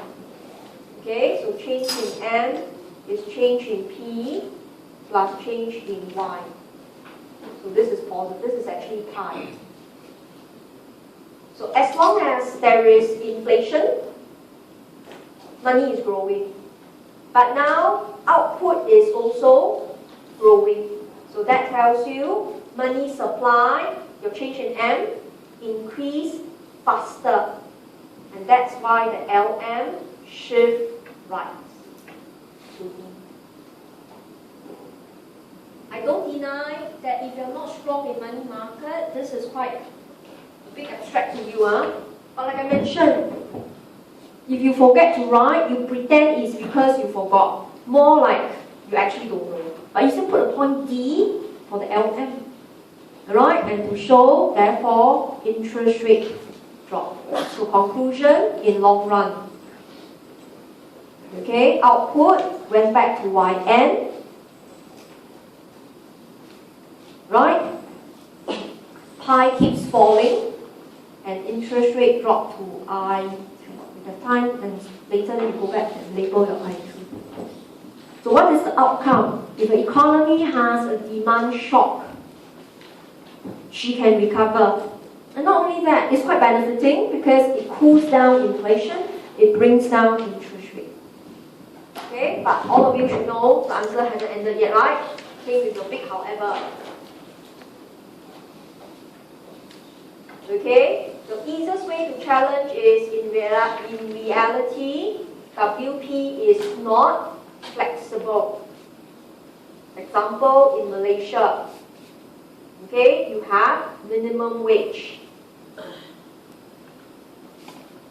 Wages are not flexible. Workers are faced with the wage scheme. They are at point B. They are supposed to ask for a slower wage increase, but the wage law may prevent it. So if that happens, that tells you would stay at point P. Okay, sorry, I'm going to scribble in because I'm running out of time, but just to highlight, to wrap up the model, it's not conclusion, happily ever after, it's not. It's always challenge the assumption. Of course, you don't want to challenge the supply shock. You don't want to draw another line and then shock yourself no more, right? You don't. The easiest way to challenge is wage price flexibility. We know, based on my lecture notes, I gave you a table of minimum wage law. So there is minimum wage law. You do not know how much, never mind. Just say there is a minimum wage law where wages cannot drop. Alright? Okay? To a lower level. So economy will stay at point. That's all. No need to say grandmother story, just end there. This is your minimum competency to do ADAS model. And that also shows you, if this is 5 marks, that's why I want you to do it as your last question. Cannot do it as first. Because any mistake is running down. Right? And to earn 5 marks is up to step 5, however. Anytime you stop at step 2, literally don't have marks on it.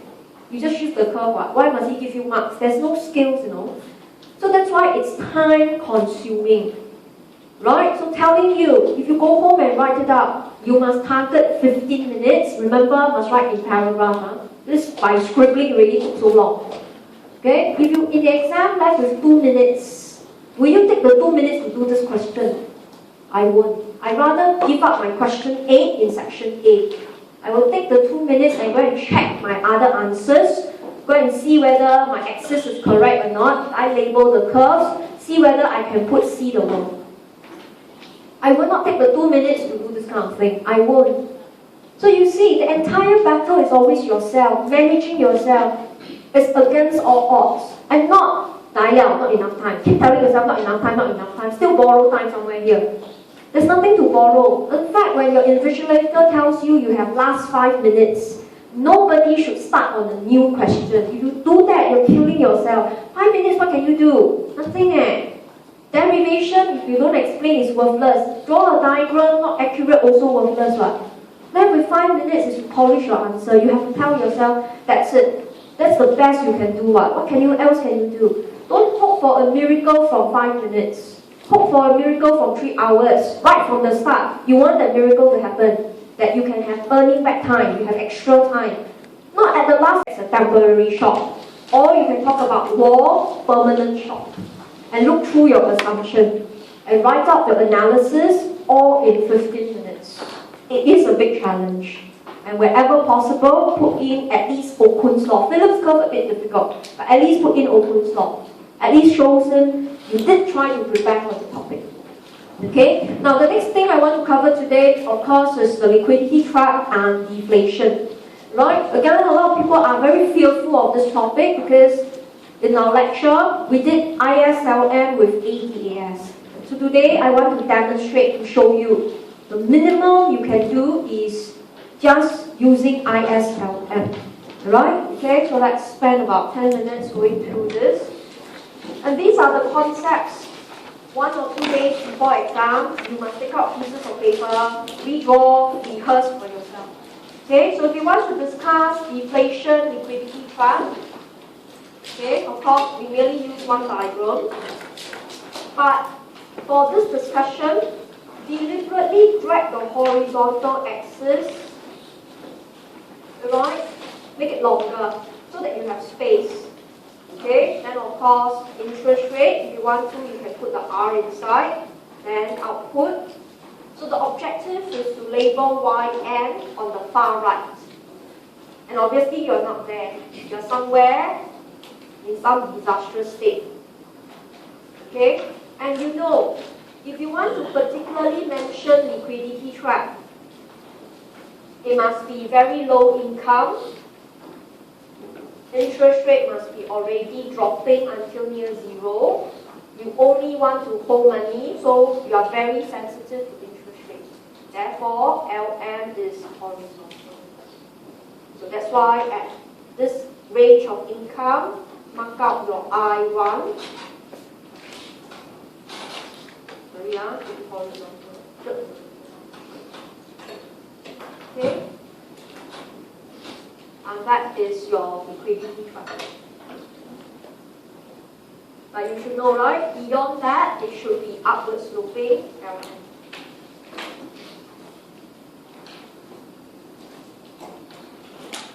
So examiner in his answer likes to do something quite different, which is, and then copy this, examiner do the same thing except he draw on the zero axis and he draw a curve.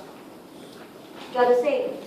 If you think you can do this, because for this you have to do highlighter, if you make mistakes, it's disastrous.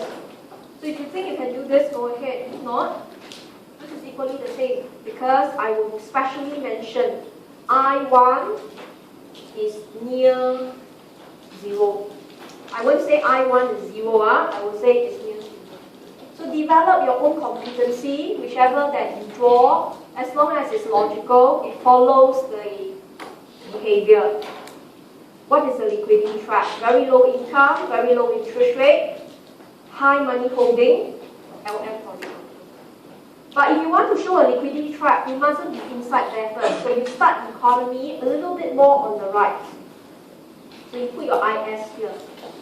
So you start at point A, IS naught, Y naught. So you're not at the track yet, but you're almost nearing it.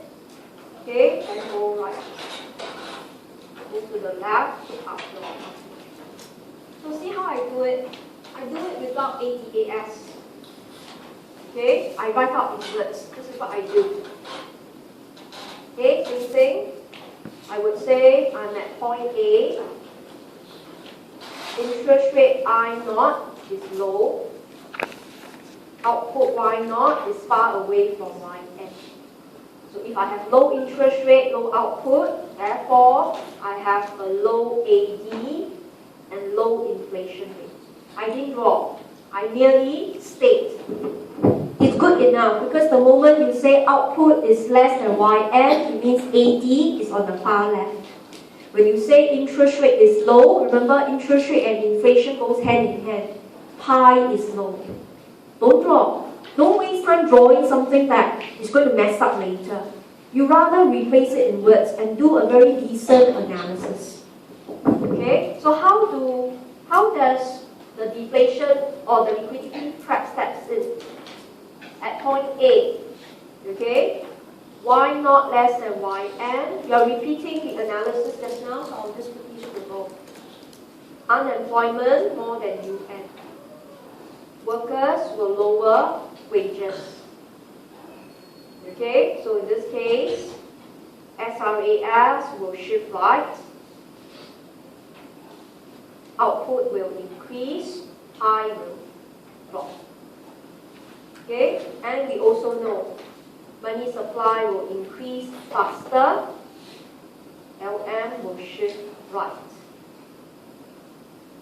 to point B, and interest rate will drop.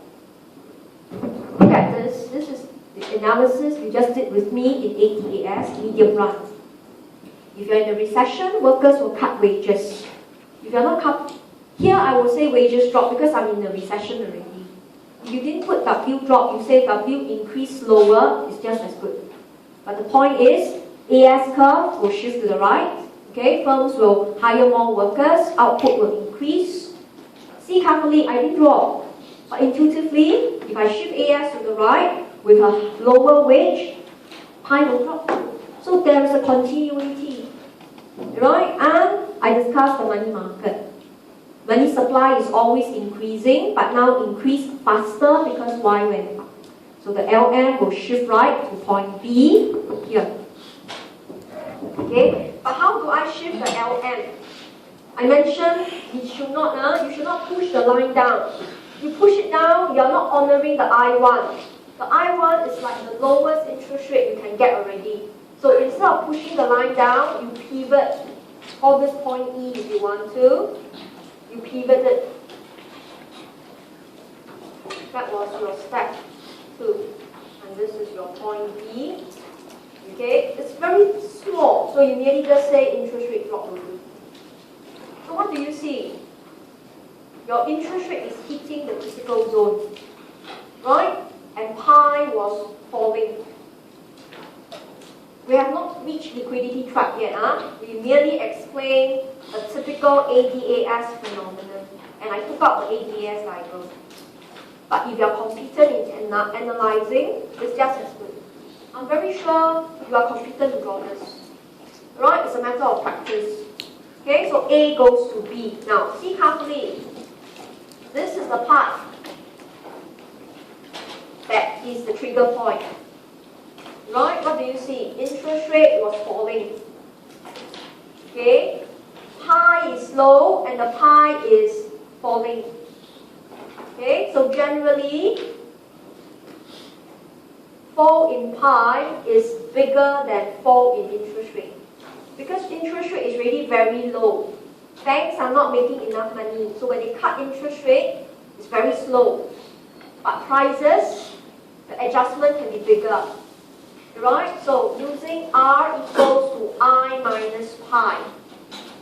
The second term is falling, but at a bigger value. So minus of a minus value is large. Real interest rate goes up. This is quite mathematical. Right? So I don't want to push you to go and overstudy, but this is the intuition. If you have a recession and firms borrow money, although it's cheap, you're going to repay over a very long period, which you know the banks will definitely charge you high interest rate eventually. That's how R goes up. This is the mathematical intuition. What I narrated to you is the firm's behavior. Must repay over very long period. The banks will surely raise interest rate in the future. Long-term interest rate is R. That's how I know R goes up. But currently, what will you do? You will invest less. I goes down, right? AD and IS shift left. And what do you see? If your AD shift left, pi continue to drop, output continue to drop, and interest rate continue to drop. And in this case, you will reach point E. Alright? Okay? So that's why I label that point, the pivot point, clearly as a point of reference. So go to the diagram.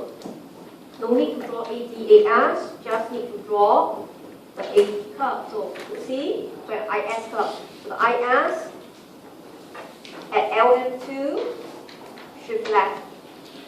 Right, so deliberately let it shift to point E. So that you can see interest rate continue to drop, output drops. What you cannot see is pi drops. But you can imagine the AD keeps shifting left. It's good enough. Okay? So as I go through this is actually reinforcing a lot of topics at one go. They should not look alien and new to you. It's a matter of exposing yourself now. Get yourself comfortable with the message. It will sink in eventually. Okay? Right? So in this case, you reach point E. Right? Income drop. So step 4. This is a depression. Remember, you started why not already recession. Then it worsened, so you call it a depression. Now, if it is a depression, government will panic. Government cannot say, I wait and see how. He will be kicked out of office. So government will use expansionary policy. He cannot use fiscal policy. He's too poor already. People are not paying enough taxes. People are draining government's resources on welfare. People are out of jobs. So the only policy he can use is expansionary monetary policy. So again, we will shift LM to the right. But now there's a problem. Alright, okay, you're still at point E. You can see change in interest rate is 0. Interest rate don't change anymore. Change in output is 0. People panic. Imagine this is the last measure of government to revive the economy.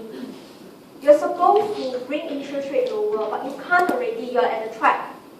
Worse is output will change. So what happens? Household will panic. Right? Household will panic. When they panic, what would they do? They only want to hold money. Alright? Interest rate is the lowest. You don't want to put money in banks that you're going to close shop at don't know when. You better hold the money. As a result, you are very sensitive to interest rate. And that tells you liquidity trap sets in. What's liquidity trap? Interest rate near 0 and cannot change anymore. You have a great depression, income very low, and people want to hold. Alright? So in this case, you get your horizontal. Okay? By going through this process, I hope you grasp. Whether the question comes up in the exam or not, I think it's secondary, but you can see a liquidity trap is not something that happens overnight. But when it occurs, government will panic. So in the real world, if there is a liquidity trap, government will not declare. It's not something good to tell the world, I'm in a liquidity trap, send me a congratulatory gift. No, you will keep your mouth shut because people will panic more. You see? Right? So that's why you must grasp it. Liquidity trap is a quicksand. The moment you put one leg inside, the next leg will go inside. You have to prevent it. Okay? But we have not explained deflation yet. We're only in a liquidity trap. But all you can see, step 5, over time. Okay? Firms and households, they will become very pessimistic. Right? They'll start to hold money. Firms will start to slow down production. Just take out goods from the warehouse can already. Don't produce new goods. Shut down the machine, don't need to replace. So in this case, you can see your C and I will drop. So you want to emphasize over time, IS will continue to shift left. It's not one time, it's continue. Okay, so if IS shift left, AD will also drop. And if AD drop, the pi, remember, has been very low. The pi will actually drop first to 0, and then eventually it will be negative. That is deflation. So deflation is not Great Singapore sale, it's not warehouse sale. It was a very devastating event. Everyone was gloomy, it was pessimistic, there was dark clouds, there's no silver lining, it's totally doomsday. That's why you cannot announce your liquidity trap one. Because once you announce, the next thing will happen. So you don't want that to happen. And you can see, again, I didn't draw ADAS. I merely keep emphasizing IS and AD shift in the same direction. So go to the diagram, you can see. Purposely put a point a little bit to the left. Because it's over time. It's not immediate, right? It takes time. But you want to illustrate it was so devastating.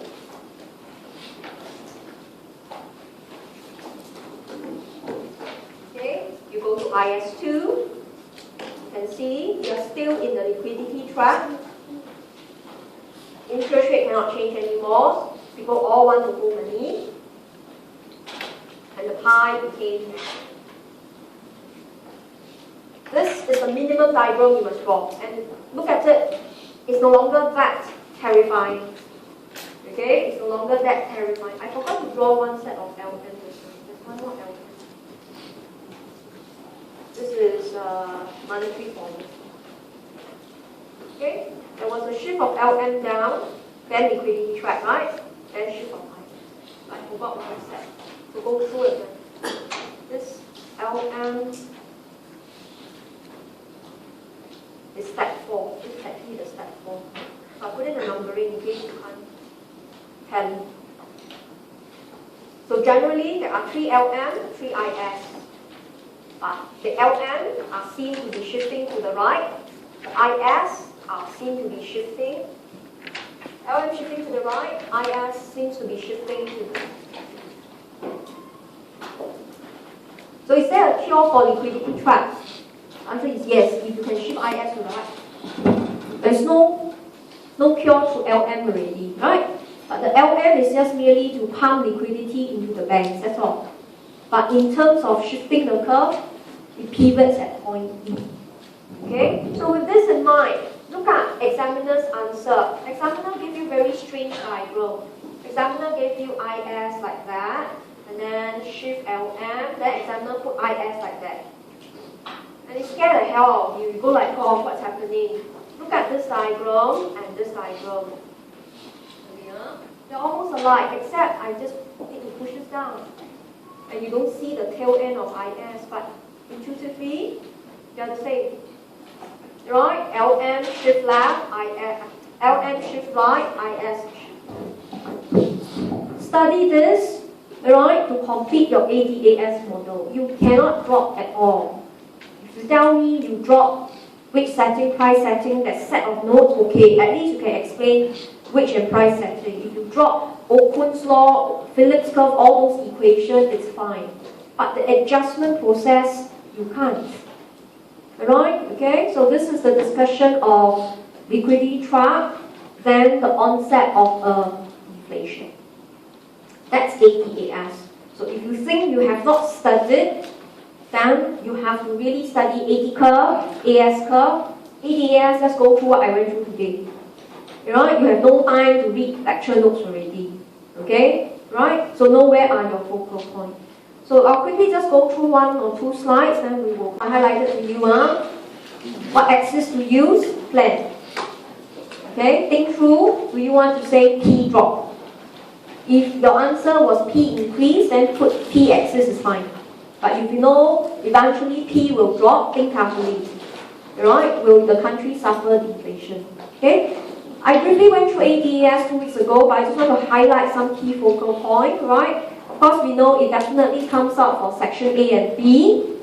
Look at the time allocation and the marks you need to go for. However, highlighting to you, section A, right? Whenever you draw Solo's growth model, do you use effective worker or just workers? Okay, the rule of thumb is actually read the question. If you want to play safe, you should assume GA positive. That's the safest bet, just like inflation question. Because in the real world, there's inflation. In the real world, there is technological growth. But you won't be penalized, you won't be marked wrong, but it will reflect poorly on you. So that's why when you practice, always do it with GA. Just that it's quite troublesome, everything must wear the cap. And sometimes you forgot. So once in a while, if you forget to let your Y wear a cap, but the concept is clear, he will still pass you. He will not fault you on that level. Okay? Right? Now, this is the trend of the question. If you have really tried your 2013 paper, you realize there are 3 questions on economic growth in section A and 2 questions in 2012 paper. So seems like economic growth is going to be an anchor topic. But the questions are no longer easy. Questions are no longer savings rate, depreciation rate, population growth rate. Those are the old-time questions. The new kind of question focus on converge. Is there convergence? And whenever you want to say convergence, you tend to discuss countries. And if you discuss countries, you need to highlight that they share the same curves, known as structural characteristics. Alright? So with that, okay, I want to quickly demonstrate to show you. Okay? The reason why a country can have a steady state and can converge is because of the production curve. Not because Solo says so. It's not. It's the characteristics of the model. Okay? And not only they ask for convergence. If you tried the 2013 paper, they ask you if AK model can converge. Right? And a lot of you, without thinking hard, say no, AK model cannot converge. Why? All straight line, how to converge? And today I want to prove you wrong. And I also want to use this opportunity to show you, you must study AK parallel to Solo. You cannot study AK as an optional model. It's not optional. It's actually compulsory for the recent paper. Okay? So take out a piece of paper with me. Let's do it more like a summary. And before the exam, you should do one more set yourself. Divide the paper into 2. Okay? On the left, you want to do it as Solo's model. On the right is the AK model. Okay? Write out the basic function we'll do. Production function is simply Y is the function of capital and effective workers. Right? And we will write for Solo's model K alpha AL beta, where alpha plus beta is 1. And later I will go through this equation again. This is basically what production function is about. You feed the country's input with capital and labor, you get output. But you feed capital and labor in this proportion, alpha, beta, adding up to 1. AK model focus merely just on capital. There's no labor. Focusing just on the role of capital. Right? Then I did this in lecture notes. Okay, I'm going to skip a few steps. If you look at output per worker, the small y, eventually you will get the small k to the power of alpha. Okay, I skip many steps. If you are not familiar, you better study. You must know how to derive the model.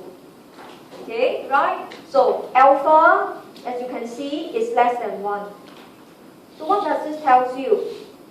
In the Solo's model, if you increase k, If you assign more machines to each worker, output will increase but slower.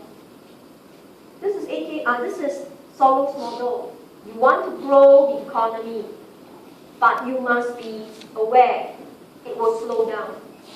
What is AK model? If you do the steps, y equals to a small k, and the power is 1. So what does this tell you? K increase, but y increase now, but constant rate. So if you ask me, what exactly is the difference in the two models? It's actually alpha is less than 1. This one alpha is 1. That's the sharp difference. And that difference has implications, right? So you sketch your production curve. So you draw them side by side so that you can compare. So when you go home, do your revision, do your review. This is what you do. Always take out pieces of paper, redraw your analysis, redraw your summary chart from scratch. This will reinforce what you've learned. And stop reading exam answers. The more you read, the worse it gets. Okay, so look at here. So the axis is y cap, k cap. This is what I meant. Sometimes I forget to put cap myself, but it's okay. You already put AL, so it's understood. There is technology.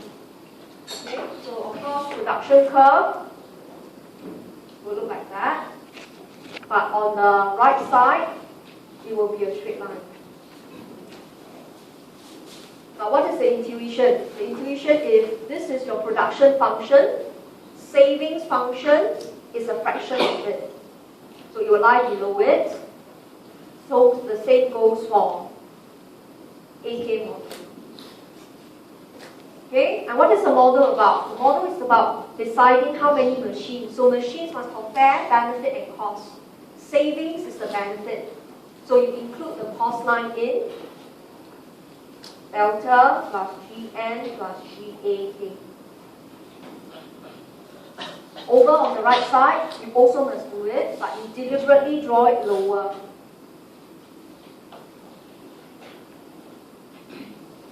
So what do you see? Over on the left side, cost equals to benefit at point A.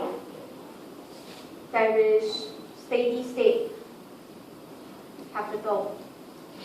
Telling you, based on the characteristics, you can only assign this amount. And that's optimal. But if you look at the right side, benefit always exceed cost. It tells you any amount is suitable, so there is no steady state.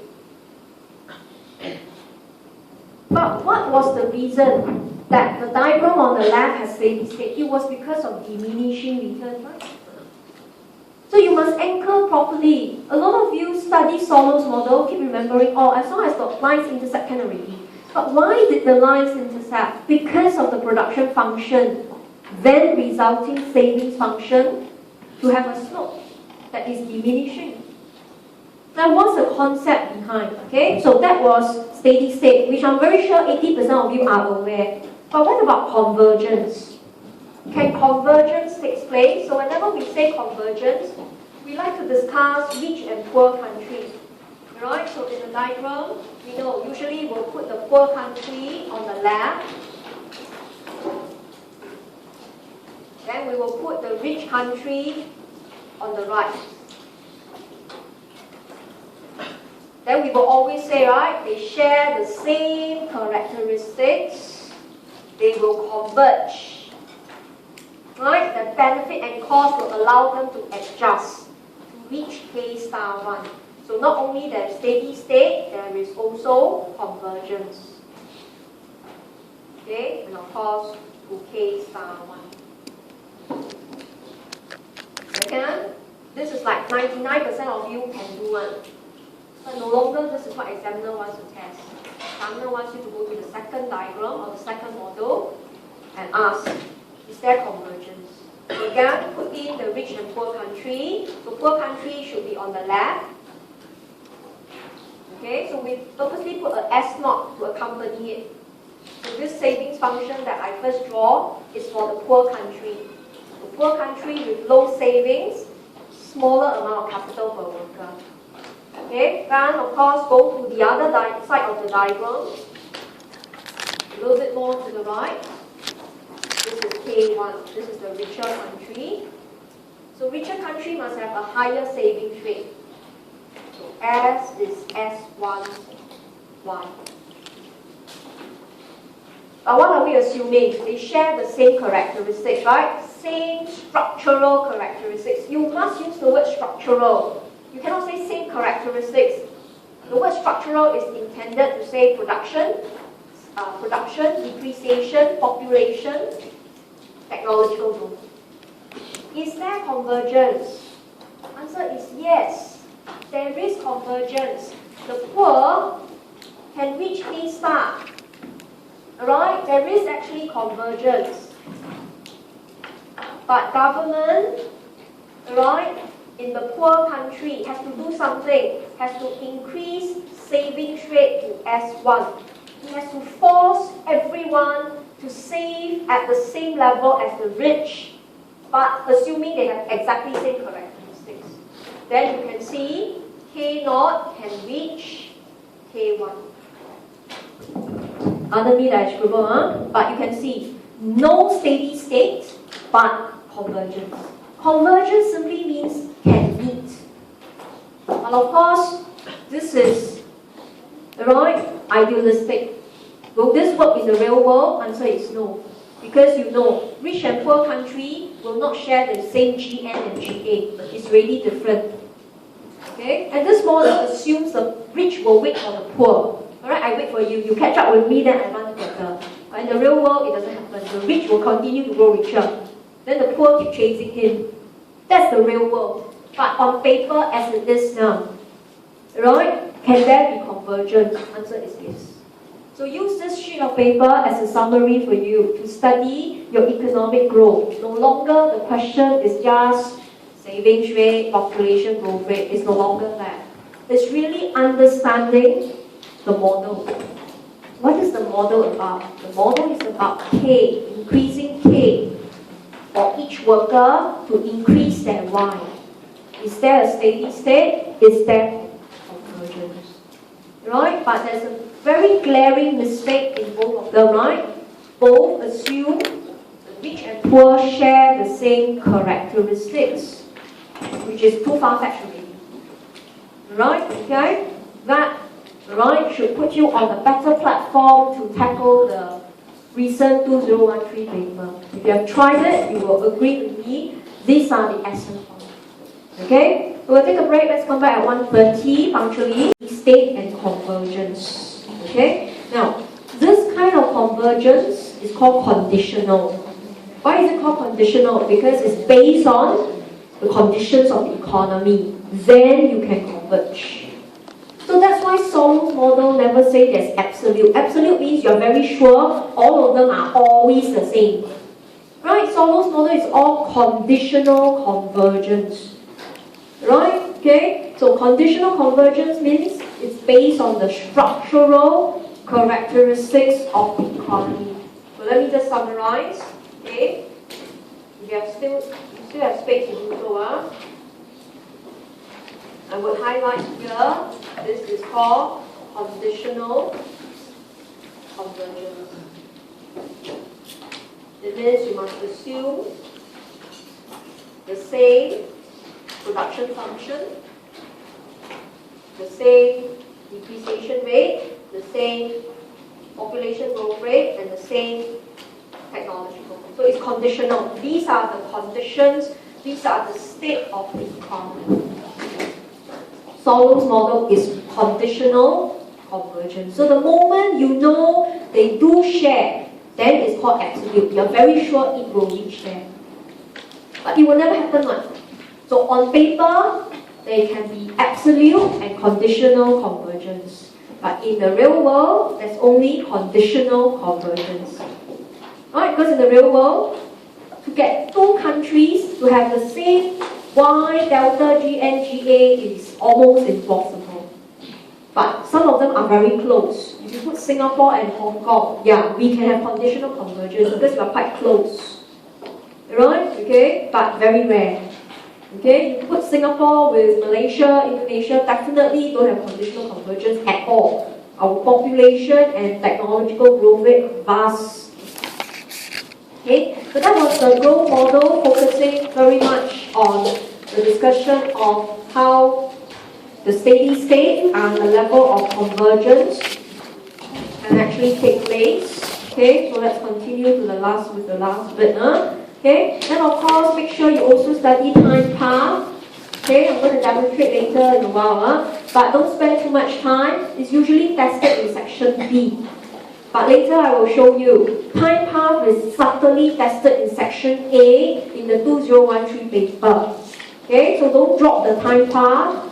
Learn to plot it. Okay, and of course the key points is T1 and T2. Right, and must know how to interpret short run and long run.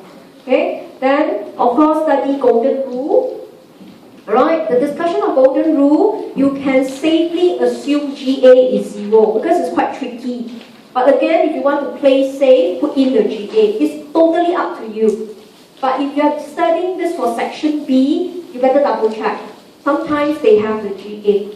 So no matter what, if you study economic growth, you must cover golden rule. That says the slope of the production function, MPK, sometimes examiner put it as F prime K. Differentiate the production function to get the slope. Is the slope of the straight line. Delta plus GN plus GA if there is. Right? Okay? And of course, solve for the savings rate. So if you have done 2 or 3 past year paper, you're able to grasp this point. Okay? But I want to highlight something to you as well, that when we discuss golden rule, we don't happily say, okay, how to reach the golden rule. Okay, we did this in lecture. Okay, so that's a quick sketch.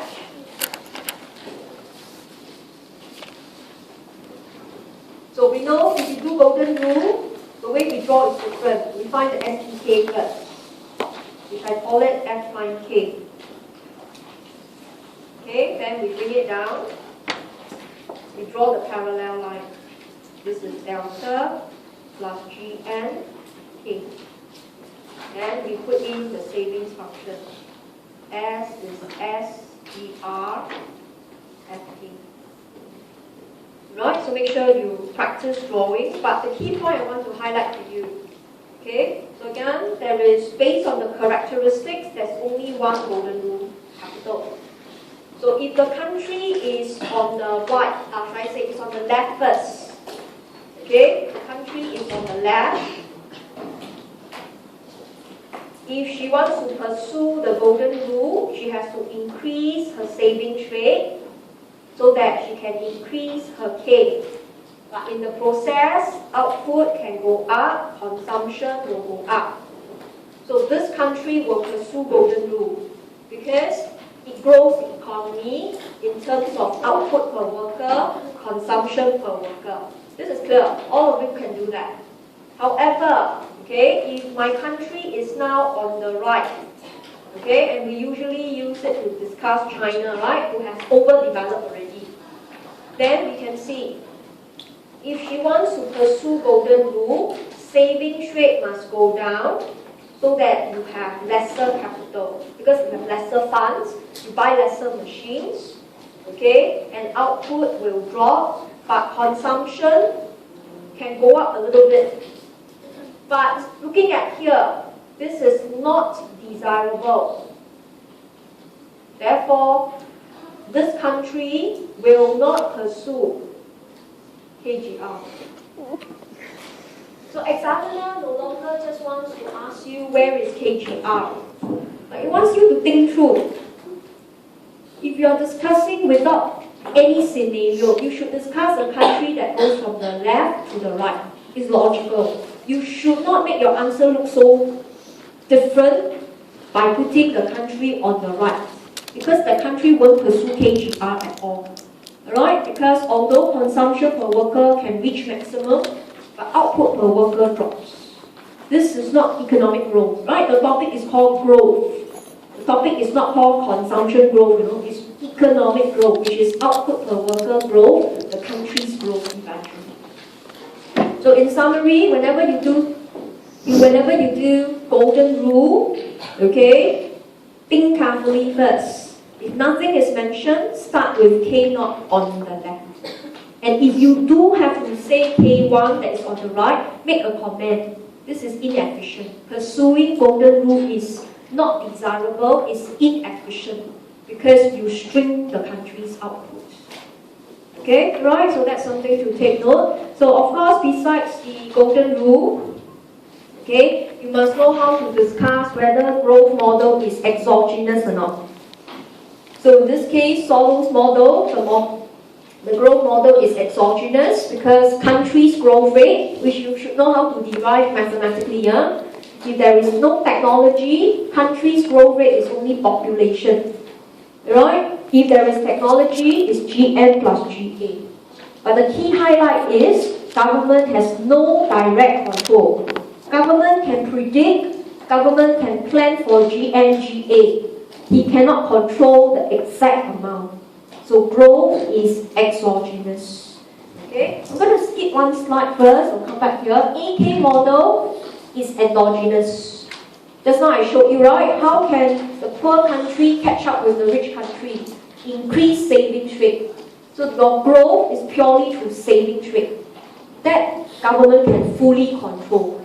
So AK is endogenous. Endogenous means government can have full control. Whereas Solo's model is exogenous. Alright? Growth very much depends on the outcome of population as well as technological growth. Okay? So you must be quite clear on that. Okay? The last bit I just want to go through before we cover the 2013 paper is the TFP. Quite surprisingly, it didn't come out for 2013 paper, so let's not think that it won't come out. You better be prepared. Okay, so we want to discuss the TFP. TFP is talking about one-time effect. Right, and this one-time effect is measured by A. And the A is outside the equation.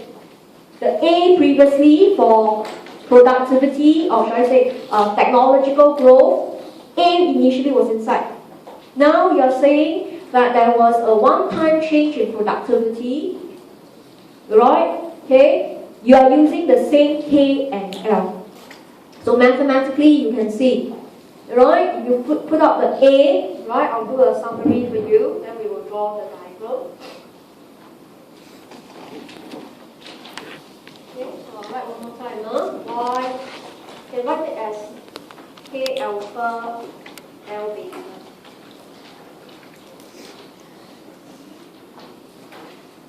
So if A increase, capital is the same, labor is the same. Then you can see total output increases. So look at this ratio here. This is small k, right? Which is the big K over L. It is unchanged. Right? So you are still assigning the same number of machines per worker. But the big Y, which is, right, small y taking big Y, divide by L. The L is constant, but the big Y went up. So the small y increased at the same K. That is why the production curve shifts. Not because you want it to, but intuitively, you are at the same number, using the same number of machines per worker, but they generate more output. Okay, so look at it graphically. You have to draw quite a sizable diagram.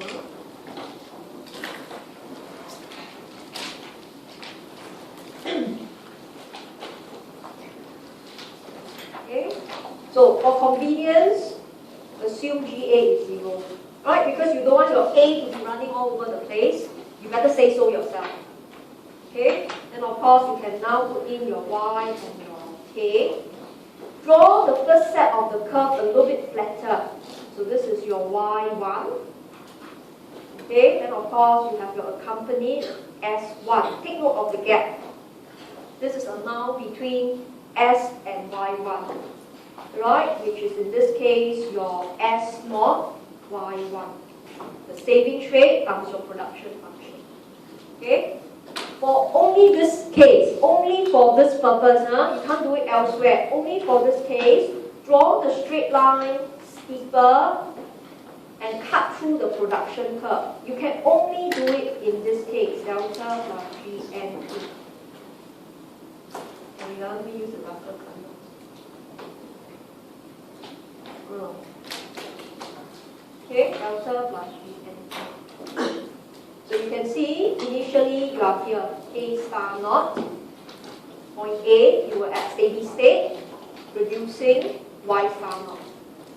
Example, you assign 5 machines per worker. Each worker can give you, a $1 output, for example. So the scenario was the same. You are using the same K and L at 5 machines per worker, but output per worker went up. Right? So you could see, extend the line up to give you Y1. You cannot put a star because it's not a steady state. But look at this point here. The production curve is no longer on the original Y1. The production curve has to shift up. So examiner will check this set of diagram at this portion. He don't want to see the function shift up, that's all, no. He wants to see it shifting at K star naught, using the same K and L, but each worker now can produce, for example, $2 instead. But if the production function shifts, the savings function must shift. Okay? Now, a lot of you conveniently will put the S2 higher than Y1. But if you put the S2 above Y1, the gap of the Y and S is not being observed. So try not to. That's why you have to keep practicing drawing. Right? So you will just draw something like this. Try to maintain the gap. Mine is not too accurate either, but this is my S2. Try not to draw the savings line above Y1. It's not sound. How can TFP resulting you to have a higher output than a savings higher than previous output? It's a bit not logical. Okay, but of course he won't mark you down, but you just want to observe consistency. So this is what you see. Okay, right? So with the cost line, okay, you have to check yourself. Mine would be here. I would have a new steady state, K star 1. Okay, and bring it up. Then this is my new steady state income. I will call it, for example, Y star 2. Doesn't matter, huh? Okay, as long as you can see it is higher. So short run, one-time increase in income from Y star naught to Y1. Long run, a permanent higher income, Y star 2. So for TFP, you got to draw. But before you draw, you must be clear what's happening. Why did we put the letter A outside? It's because you want to highlight you're using the same amount of K and L. But there was an external favorable event, technological breakthrough, labor productivity, right? Okay? It will boost the overall production in the country, translating as output per worker goes up. The keyword is always given one time. And examiners are very protective. If you have done your exam question, he will even remind you GA is 0. He's very scared to shift the cost line one. Right? He's actually deliberately telling you it is the production line that shifts. And because the production line shifts, the savings line must shift in tandem. If you understood your model, you would shift together. Okay, right? Now, examiner usually don't just test on the diagram. He will also use the opportunity to draw time diagram, time series. We're going to plot, okay, as a revision to understand the time series.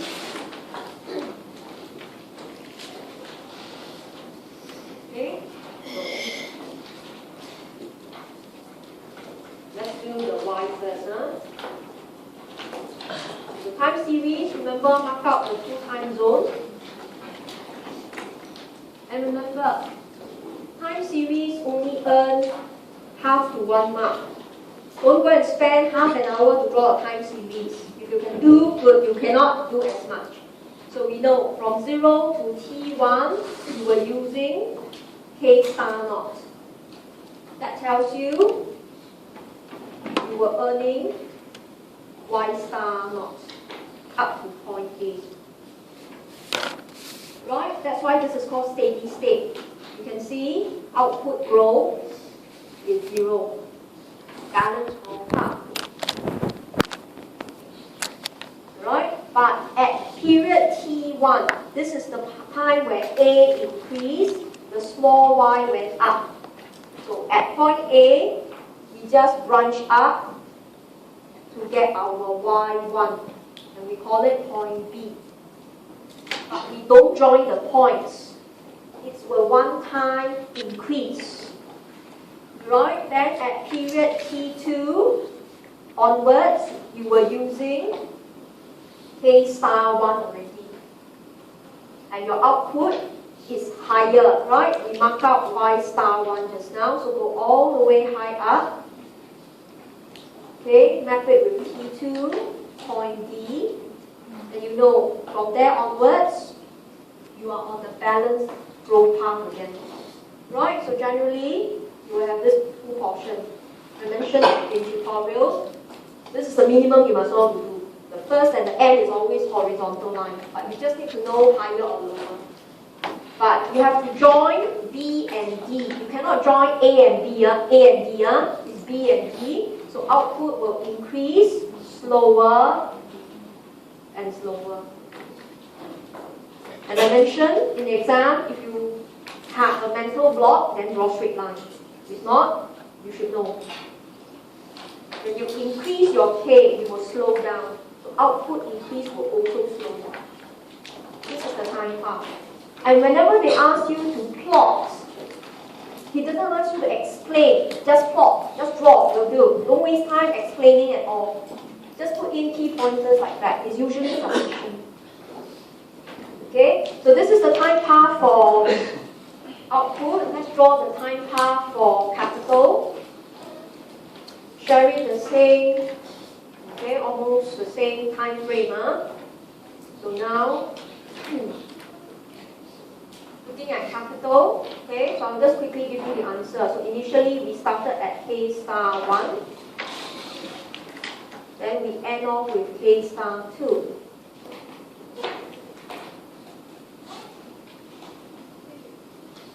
Right, so again, the 2 tail ends are displaying balanced growth path. Then of course, join A and B. You reflect. K increase, but slower and slower. Okay, so I want to show you. Please don't memorize. Don't keep saying the 2 curves are exactly the same. They look the same. But look at the output time path. There was a breaking point. Capital time path don't have. It was constant. Then due to Solo's adjustment process, K increased but slower and slower. Okay, I'm going to use this while you're looking at this. Let me just toggle over to show you. You don't have to turn to it. Just use it.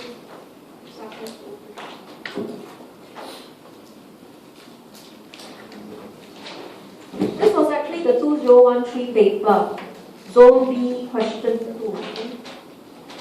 Okay, now I'll flip over to show you.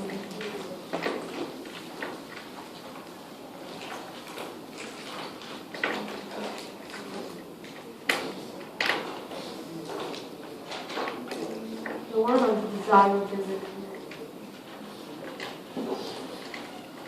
Okay. Zone A question. So maybe look at one screen. Look at this question. It's not on TFP, but I'm using the same analysis to show you. The desirable feature of any economic growth model shows that capital-labor ratio is stable in the long run. Okay, so I'm going to use the same diagram to show you. Okay, how I tackle the same question if I have this diagram. Alright, so with this question in mind, desirability of economic growth versus stability of K over L. Alright, how do I address the question? So look at my diagram again. Okay, see carefully. This portion, you can see K over L is stable. And then if you look upwards, change over y and change in y over y is 0. But this is not desirable because your output is constant. Growth to be desirable must be increasing, right? But it's not. Right? I showed you here. You're earning y star naught throughout the period, but K over L is stable. Okay? Now let's look at T1 to T2. K was increasing, that's why your small k also went up. So your K over L now is not stable, alright? Because it keeps adjusting. But your output is growing. Your Y was increasing, so that tells you this is desirable. That question was actually time path. Alright, it's actually time path, but the examiner answer didn't draw time path. You can explain in words. But drawing time path can show. Whenever you want to say K over L stability, just look at the diagram. Horizontal line is stable, increasing line is growing. Okay, then of course, the final part of the question, this is long run already, right? Long run, you can see again, K over L is stable. But change in y over y is 0 again, not desirable. What is the examiner testing? Balanced growth path. In the past, he likes you to derive balanced growth path, but now he don't want you to derive anymore. He wants you to apply. How do you apply? By knowing what is called steady state. If you are at steady state, K over L is stable, but growth didn't happen. Growth means positive. 0 means stagnant. Right? So, when you go through your 2013, I gave you the solutions already. I didn't draw a single diagram, I merely explained in words. But if you want a very diagrammatic answer, of course you cannot use this diagram, you have to change the diagram a bit. But it came from the time path. The time path will show you. Right? Non-stability, but growth. Stability, but no growth.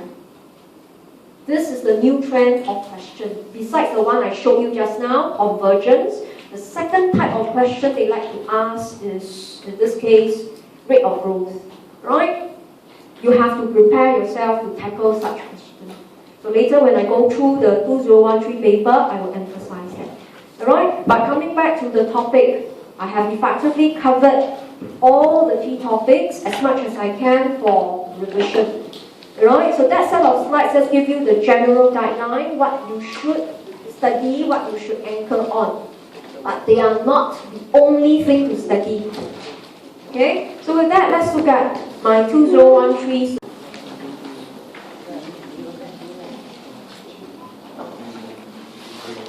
Right, I will not go through every single question, we don't have that luxury of time.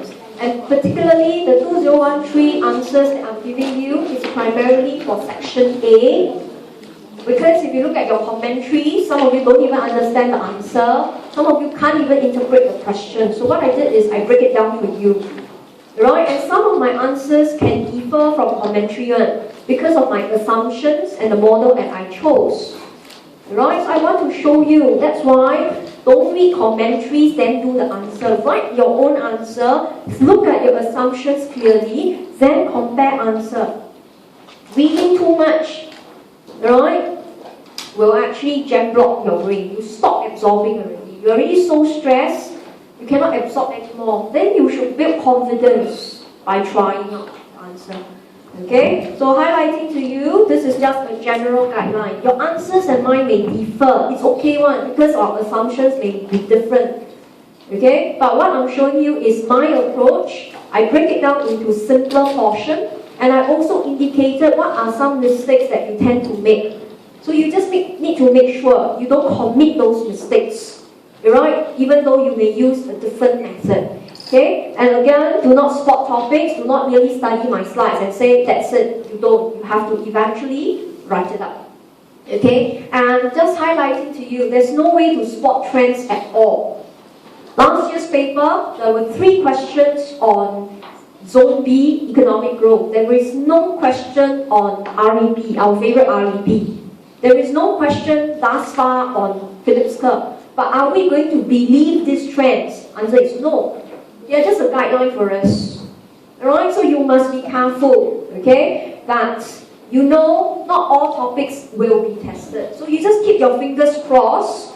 You don't want Phillips curve to come out, alright? You don't want strange ADAS question to come out. You want clearer questions like IS steeper, LM horizontal, that kind. You see, you can only hope for the best with the best 6 questions that you want. That's all. You will never be frightened away. Okay, right? And this is my personal material, so please don't circulate without my permission. Okay? So let's look at some of the key questions. I won't go through all of them, but make sure you study cost of inflation and unemployment topic. Right? You realize I don't prepare you this topic for long questions because it's quite tedious. Right? And you've got to be quite good in writing. So I leave it to you to read through the answers. But don't be shocked. The answer is only 1/3 of the page. This kind of questions, there's no diagrams, no equations, purely analysis, purely understanding the concept and apply it. So you will see that they may not be in your best 4 epic questions. It depends on your memory work and how good you are in expressing yourself.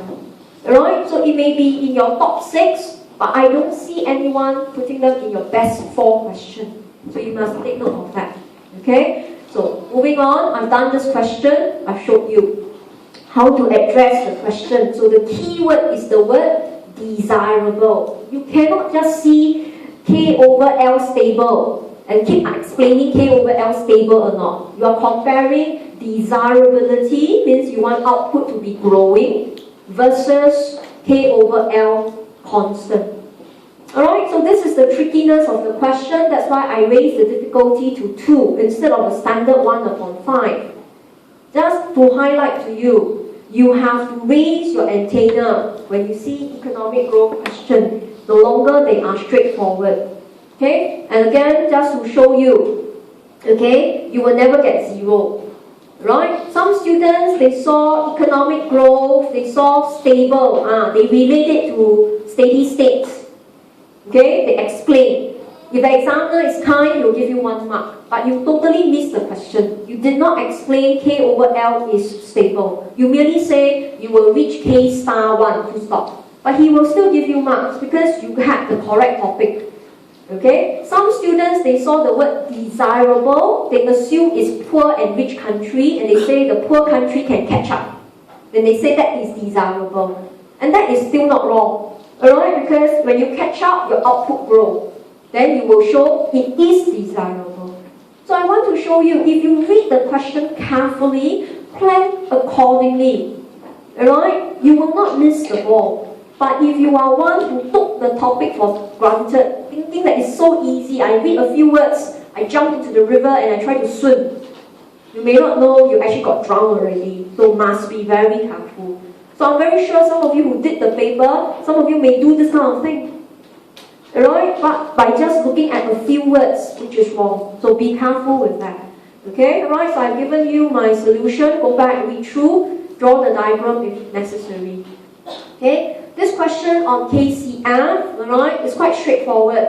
They told you the theory. They ask you to prove APC is not constant. Alright, so you have done so. But look at my last paragraph. This is not in the examiner's answer. Alright, if I realize the answer is so straightforward, the equation is C over Y. C increased smaller. Then, if I put there, therefore statement is true, you find very uneasy. You feel like, gosh, should I show him I know more than KCF? I would, but I would merely do it with 1 or 2 lines. I would just say, okay, there is a possibility APC is constant at 1. And how it happens is because of BIH. I will not do mathematical derivation if I'm not confident. I merely say if there is a rise in income and they deem it as permanent, household will spend all the income. C over Y is 1. Just a 1 to 2 liner. Right? So you imagine you're thinking, didn't I answer the question by this paragraph? Yes, you did. The question asked for KCF. You did explain KCF. But what is the topic? Is the topic KCF? No, the topic is consumption theories. If you are prepared for it, you should bring in another theory. There is no see the world. There's really no see the world to talk about. There is no assumptions to challenge. Really covered in and out. So the only way to enrich the answer is to bring in another theory if you are confident. So I want to show you, to get an A grade is one that you must desire for it. You must be an opportunist. You must tell yourself, if I only do 6 questions, it must be one that deserves a high score. That you go beyond the question.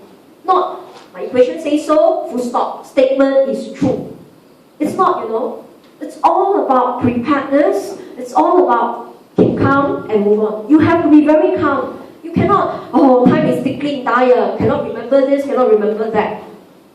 It's all about what you expect from yourself. Okay? So that's consumption question. This is what I meant by the surprise question. In your 8 questions, tell yourself you will have 2 questions that you'll be very surprised. You may not know the terminology, but you will still try. Why? Because you have done your best 6 questions. You really nailed the passing mark. If you can do these, they are just bonuses. Alright? So I leave it to you to read through. But it's not totally a gone case question because it was about trade balance and X. Then they talk about, alright, a relative change in the prices. I think there's a typo here somewhere. You might correct yourself. But it is not a gone case. Alright, despite you do not know Marshall Learner, you still can talk about NX due to prices increasing, decreasing, etc. So I leave it to you to try out. Okay, the answers are given there. Next question. If 2 economies converge to the same long-run growth of GDP per person, then they must converge to the same level of GDP per person. Okay, I'm sure when you read this, there are students who will raise hand and say, there's a typo error in the question. Right? There's no typo. This is the correct question. Right? You keep thinking, no, the question is asking me the same thing. No. One was growth rate, change in Y over Y. The other one is Y. Okay? So you know, a country's growth rate, okay, so you go through, is generally GA. Okay? Right? For per worker. I'll write this up for you.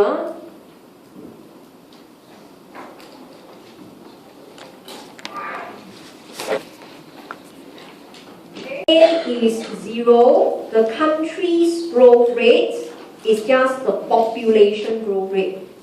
Alright? And the output per worker's growth rate would be 0. It will be a steady state. But I mentioned we should always discuss, because it's convergence, it's about countries, it's better to assume GA positive. Then we know the country's growth rate is GA plus GN. Okay? But the output per effective worker is 0. But the output per worker is GA. We did this in lecture and I mentioned this is the most puzzling concept that students embrace. They couldn't understand. This is steady state. Steady state means I'm the effective worker, I don't grow anymore. But if you take out the technology from my life, how fast can I grow my output? GA. Alright? You have to embrace this concept and you can see it's being tested. Okay? So the question is asking you, if they share the same growth rates, alright, which is in this case, country's growth rate of GA plus GN. Okay, right? Will they share the same output per worker's growth rate? Right? So look at my diagram. This is the diagram. Because the question wasn't conditional convergence, so I don't need them to meet at the same K. I let K1 be the poor country, K star 1 be the rich country. But if you can't do this, you want both countries to meet, it's the same answer. But you can see, right? This is, I assume they have the same production function Y.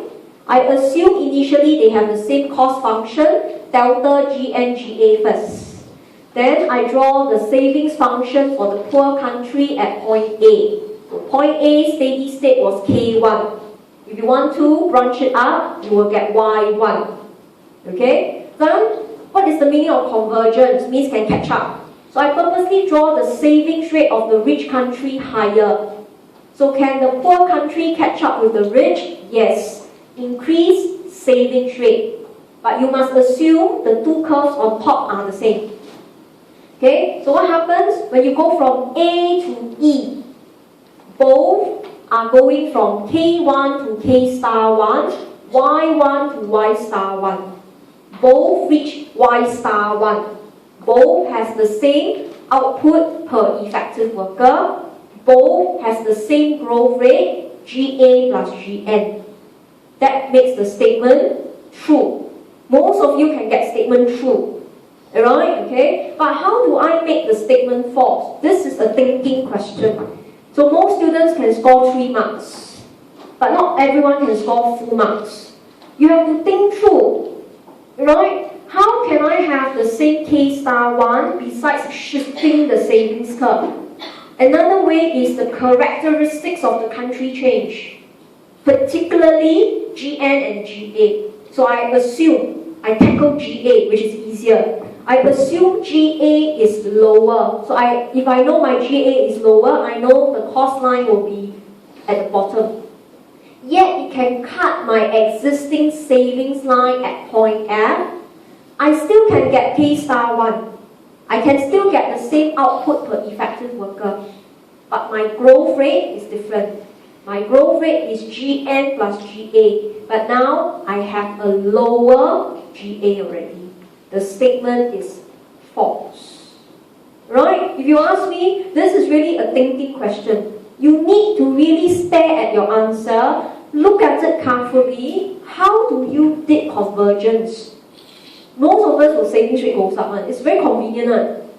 But characteristics of the country can change. GN, GA can differ. Okay? So it's not as easy as what a lot of you thought. That's why I put difficulty 2 out of 5. Alright? Okay? Will you fail? Answer is no. Because when students saw convergence, you will still say rich and poor country, so you still earn 1 or 2 marks. Alright? But to explain growth rates versus growth per person, or growth rate versus output per person, which is in my answer, you have to be very steady in planning out the answer to show the difference. Okay? So I'm not going to utilely read all this with you. You go back, practice. Alright? You can prove the statement true, then false. So if you go from A to E, it's true. But if you go from A to F, it's false. Okay? So go back and check it out. But the bottom line is, don't take the question for granted. Right? The moment they have growth rates, you better pull out your antenna, tell yourself, better read carefully, plan the answer, check through first. This is going to be the trend of the question. And if you've done your tutorial too, I've given you quite a few questions on this kind one, growth rate versus output versus country's output rate. Right? You've got to open your eyes and do it. And that is why, if you hear me clearly 2 weeks ago, I said, do this as your second question. First question, do the long question first. Second question, do this. While your mind is still clear, when your eyes are still wide open, and before your hands are shaking badly like the old folks, you can do this better. Don't say, wow, so cheap, I do it last. By the time you left with 5 minutes, you don't think coherently one. You will write all kind of rubbish one, and that's worse. Okay, so that's why it's good to do economic growth question early, because you are coherent and you will plan to do as much as possible. Okay, so that was the economic growth question. This one I shall not go through. I did it last week, but highlighting to you again. The moment you see balanced budgets, G is T. But it's not G equals to T only, it's increase in G is increase in T. And I highlighted T must be lump sum tax. Okay? We briefly went through this diagram discussion last week. So if it is G, IS1 will go to IS2. But if it is T bar, IS will shift left, but only by a fraction. So you reach Y2, there is still a multiplier in fact. Okay? However, the question here puts interest rates are constant. So that will tell you, you will have a horizontal LM. Okay? This is not a liquidity trap. This is just interest rate targeting. Alright? You just need to draw a horizontal LM. Then of course, prove the multiplier is 1. So by now you can see, it's a very famous question. Balanced budget. Alright? Crowding out. In this case, there's no crowding out. And multiplier. So if you are preparing closed economy, you will never run away from balanced budget. So study it well as given in my revision slides.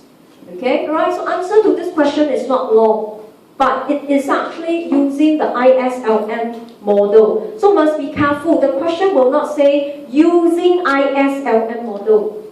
You have to gauge it yourself. So with interest rate and multiplier, that tells you it's I and Y. Then that should be ISLM. Okay, next question. There's a typo in my slides. This is slide 17, so change for me. It should be downward. Okay, now, this is your favorite question. But this is the kind of question, you make the worst mistake and the examiner will decide you won't get a B grade one. This is the kind of question he will look at you and say, okay, this is what students do. Students really look at this line. IS is horizontal. The student ignore the question. The student writes out the slope of IS, thinking that he's very competent. He can derive IS. This is the slope. 1 minus C1 minus B1 over B2. And tell the examiner, if I want horizontal IS, my slope is 0. How do I get it? C1, B1. C1 is 1. B1 is 0. Or B2 is infinite. Full stop. You get 0 marks. Not only that, you put yourself in a position you don't deserve an A and B grade. Because you merely say, my equation says so. You didn't answer the question, You ignore the first half of the question. Totally. This is some problem I had. I'm so sorry, but if you are econs and math students, the econs and math students, everything the equation say. It's a very bad habit. You have to remove it. Equations are just to guide you. It's not the answer. You must answer the question. What is the question? The question is consumption doesn't depend on disposable income. So write out your consumption function as C is C0. You don't have C1 Y minus T. The whole thing is gone. Derive the IS and you will get a slope 1 minus B1 over B2. Some of you may not have B1, it's fine. But it's good to put B1, at least you still have multiplier. So in this case, you can see B1 and B2 are both positive. So IS is downward sloping. Look at the answer given in the first 2 points versus the one which is a common mistake. They look identical, They seem to be talking about the slope. But the actual answer address the question. Right? Talk about consumption function, not my equation say so. Okay? But let's look at my excellent answer, which is again not in the examiner's commentary. Am I contented with an answer that says my equation says so? I shouldn't be. If I have extra time, I will think through. Whenever I want to discuss IS, I must discuss multiplier because IS is about goods market. And goods market grows through the multiplier. So I may want to highlight what does it mean when C1 is 0. It means there is no more consumption increasing many rounds. There's only investment increasing. Multiplier is smaller. IS is still downward sloping, but steeper. Right? Means increase in income is smaller. Look at this answer again. Why did I choose, right, to put in extra pointer, which the question don't seem to require? I answered the question. IS is downward sloping, but I even infer the slope myself because I know everybody is going to get full marks for this question. What makes my answer pop out? It's my economic analysis, it's my human behavior. If I merely write in point 1 and 2, my answer is my equation says so. There's no human beings inside already. I'm not contented with this kind of answer. Again, it's your drive that you want to excel. Alright? Highlighting to you. If you want to pass at 40, actually it's not difficult. But you want to pass at 50, you need effort. If you want to get A and B, you must be self-driven. Nobody can drive you. The question cannot drive you. You must have that appetite for yourself. Okay? Right? So this is the answer that I put in the extra element. This question, I did it 2 weeks ago, so I won't go through. So make sure you tried it out. Okay? And S is I plus NX. Again, a very famous question. Okay? Again, this question itself must be very careful. Seems very easy. Just write out the equation. There's a typo here. Change for me. Point number 2. It should be S public. Because G equals to T, that should be public. Savings is 0. Right? So again, balanced budget, but it is open economy. So you should not use ISLM. In fact, you don't even have to draw. Okay? So you write out the equation. Okay, just a quick demo. S is I plus NX. So S private plus S public is I plus NX. Some of you may enjoy doing this question and you hope it comes up every year. It does. This time, okay? Some students are quite weak. They do not know how to make assumptions. Right? Of course, introduce a change to everybody with a triangle. So this term here is 0. So change in S private is change in I plus change in NX. So change in NX is change in S private minus change in I. So the question is asking you if you have a large current account surplus, so this is positive. Mathematically, we can see, right? If you want this to be positive, means this one must be increasing. This one must be smaller. So if you plan your answer, you really feel that there's nothing to write. The equation just says, if change in NX is a positive value, private savings must go up, investment must go down. Okay? Or investment change must be smaller than private savings change. It looks very easy. Again, no economics intuition. So that's why I zoom in and explain in detail. Okay? I look at one term at a time. First, I assume this term, don't copy it, it's in your slide, to be 0 first. And I zoom in here. That's one way. Then, I switch around, I let this term be 0, and I zoom in as private. I do one term at a time. Okay? And it's easier, this is the easiest. The easiest way to assume that investment is unchanged is a horizontal BP. So if you look at the question and the answer, it doesn't sound like you needed the BP curve, right? Because you thought BP curve is capital account, current account. The question don't seem to need capital account. But if I look at investment function, investment depends heavily on interest rate. That is capital account. Alright, so go to my slides. As you can see, I make this assumption. Right, I make this assumption that I need a horizontal BP because at a horizontal BP with a given foreign interest rate, domestic interest rate will adjust to the foreign interest rate. So interest rate don't change, investment don't change. So, right, when NX is positive, straight away we could deduce it's matched by a higher private savings. Right? So it's easy to make assumption on investment. And again, you elicit, you know the topic. Open economy, the focus is BP. Alright, it's actually the BP curve, not the IS curve or LM curve, it's actually the BP curve. Okay, then I put there if time permits, because usually by the time you do this question, it's question number 5 or 6 already. You'll be running out of time. Okay, and some of you already go haywire, so make sure you do the investment first, then you do the S private. Okay, that to say investment drop or investment change is very small. Okay, right, so don't shy away from this question. Again, reinforce your answer, fine tune it a bit. Don't just say the equation says so. Put in the relevant concepts. Okay, next, have I done this? AK model, I've done this already. Okay, there will be conditional convergence answer in the real world. Go and read my last paragraph. This is the see the world already. In the real world, cannot happen.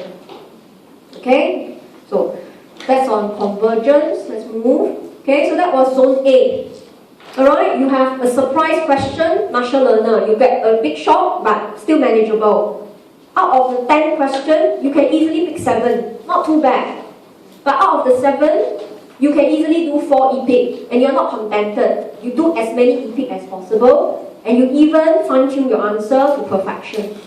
So it's all about managing the best thing about 7 and 8 questions. It's not finishing all 8 questions, but very badly attempted. No explanation, no assumptions, etc. Okay, so let's look at zone B. Very quickly, right? Again, unemployment question. I leave it to you to read. But unemployment question to do well. Alright? It's not just how good is your analysis. A good answer would include real world example. So if you look through my notes, I gave you all kinds of examples already. Minimum wage, efficient rate, we use Henry Ford, right? Minimum wage, labor bargaining, right, etc. So read up yourself. Move on. This is a very difficult question. Last year, there were 3 questions on economic growth. You might be thinking, how come examiner is so generous? Right? Always think that he's the devil than the angel, so he cannot be so kind to you. This is a very difficult question. And this question has no diagram. It's purely mathematical. Alright, so I will demonstrate to show you how, in general, we get the answer. It's purely mathematical. So Solo's model is talking about using capital and labor. So I can assume GA is 0. Okay, I assume my GA is 0. So I can write out the general function called Douglas, right, which is k to the power of alpha, L to the power of beta. Again, alpha plus beta is 1. This is how you allocate your inputs. A fraction goes to labor, a fraction goes to capital. But I'm not interested in just output, I'm interested in growth. So percentage change in Y will be percentage change in K plus percentage change in L.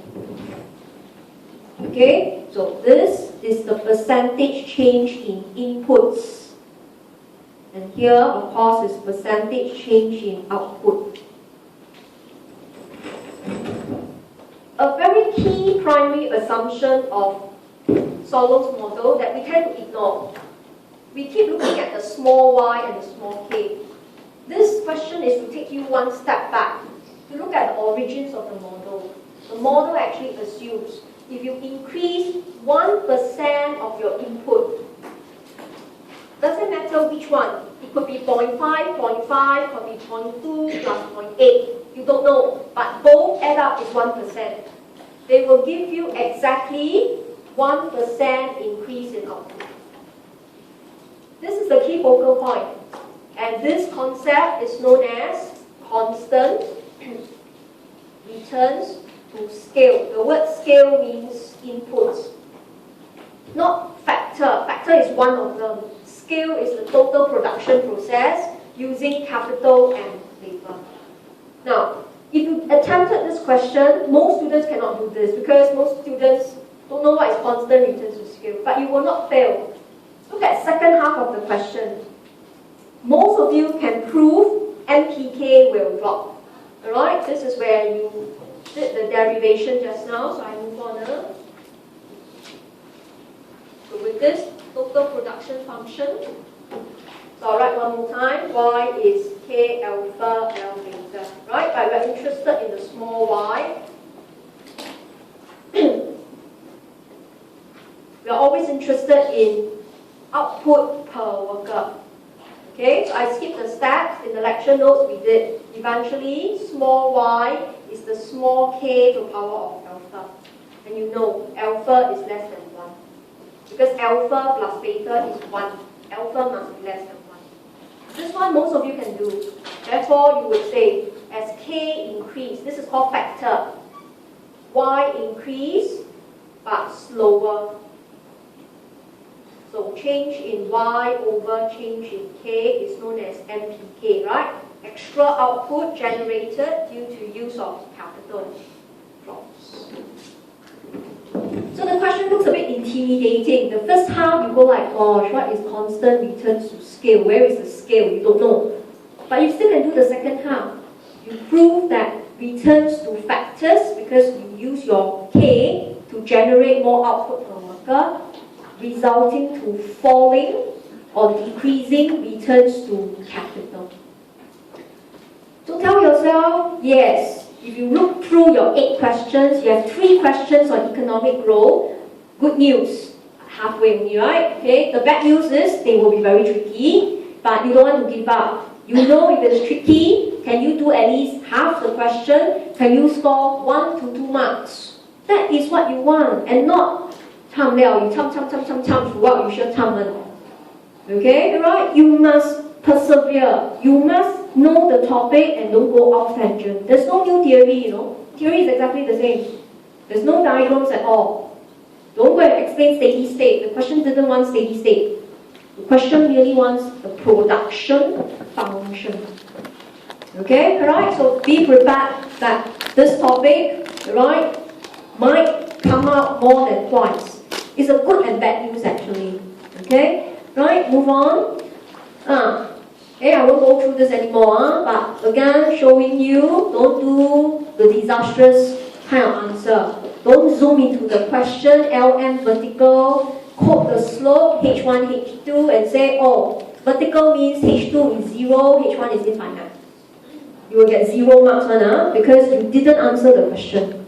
Question wants you to discuss money demand independent of income. So you write out the standard function.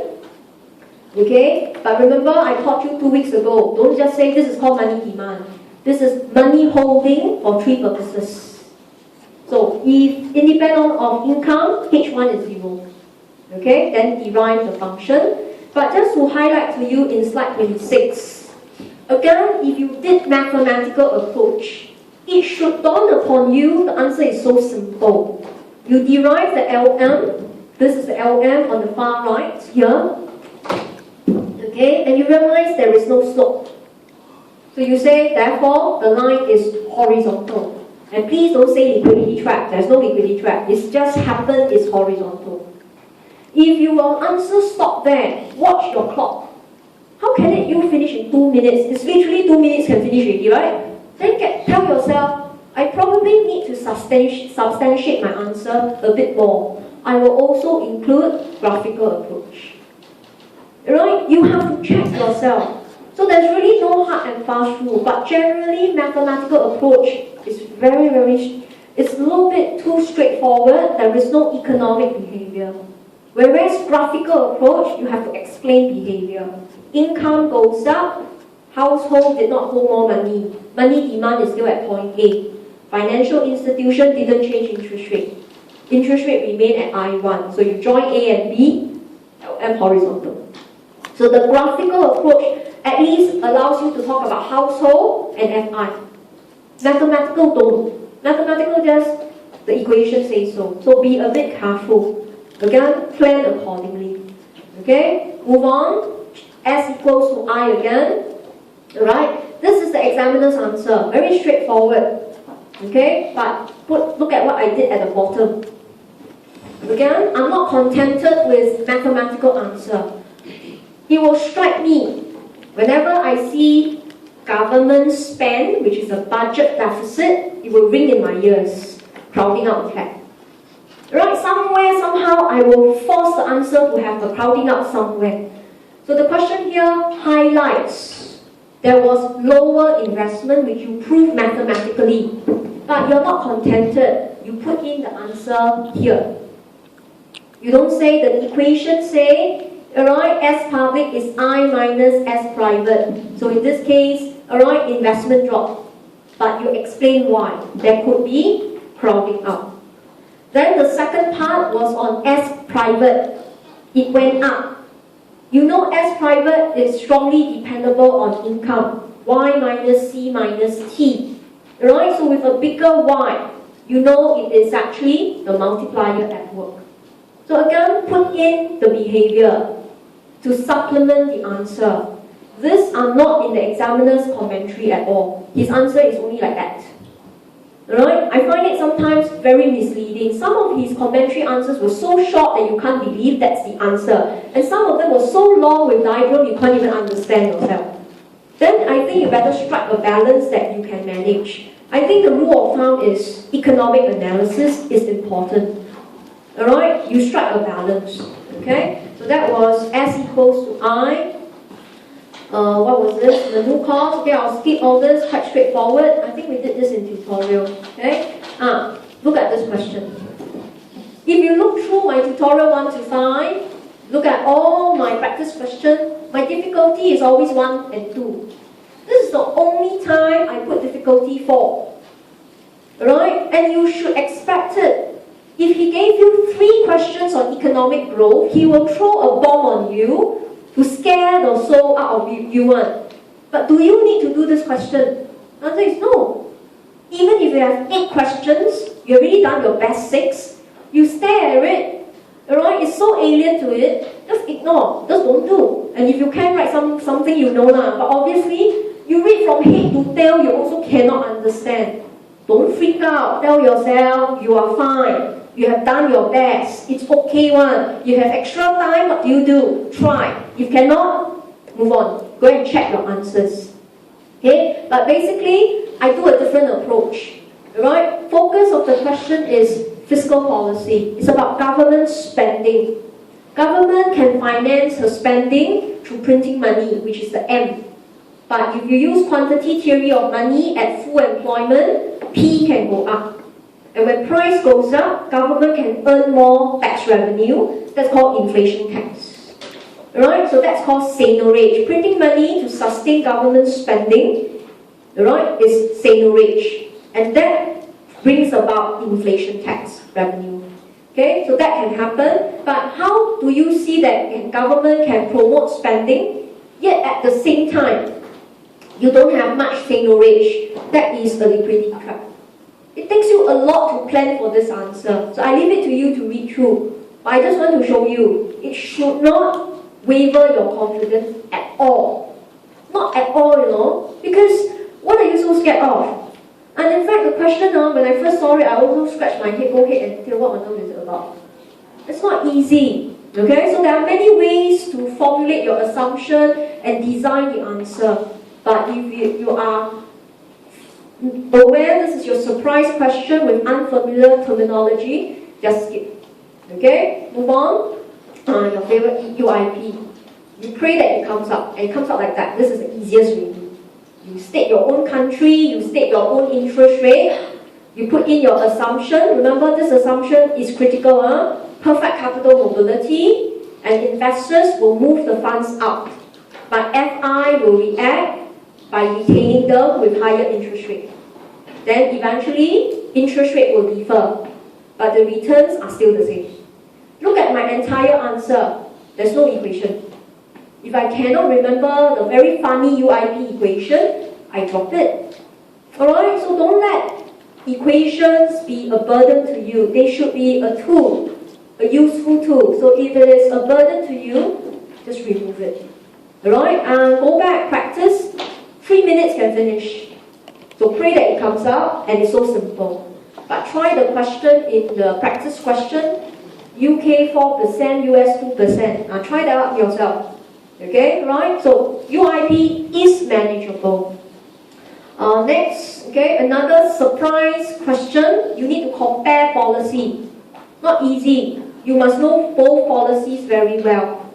Okay, so I will not go through, you read through yourself. This is the surprise question. Because last year they have 10, you have to do 8. So they will give you options and they will give you more surprise. Alright, so I won't run through, go back and read through yourself. Okay, finally, let's come to this. I'll draw the diagram for this. Okay, the third economic growth question. You must always tell yourself, the longer is the question, is better. There's more concepts, there's more evidence to guide you to the question.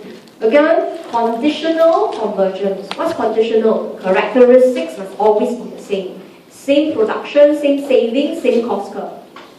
But what is the question asking? Negative relationship means go opposite direction. Between your country's initial GDP per capita versus your per capita growth rate. You realize you like to ask this? I think this is the second time already. Growth rate versus output per worker. They like to do that. So you already anticipate and plan properly. Okay, so let's look at our answers.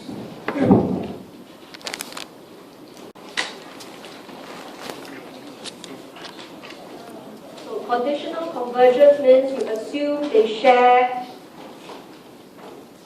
the same production function, FK cap, same cost curve characteristics, same savings,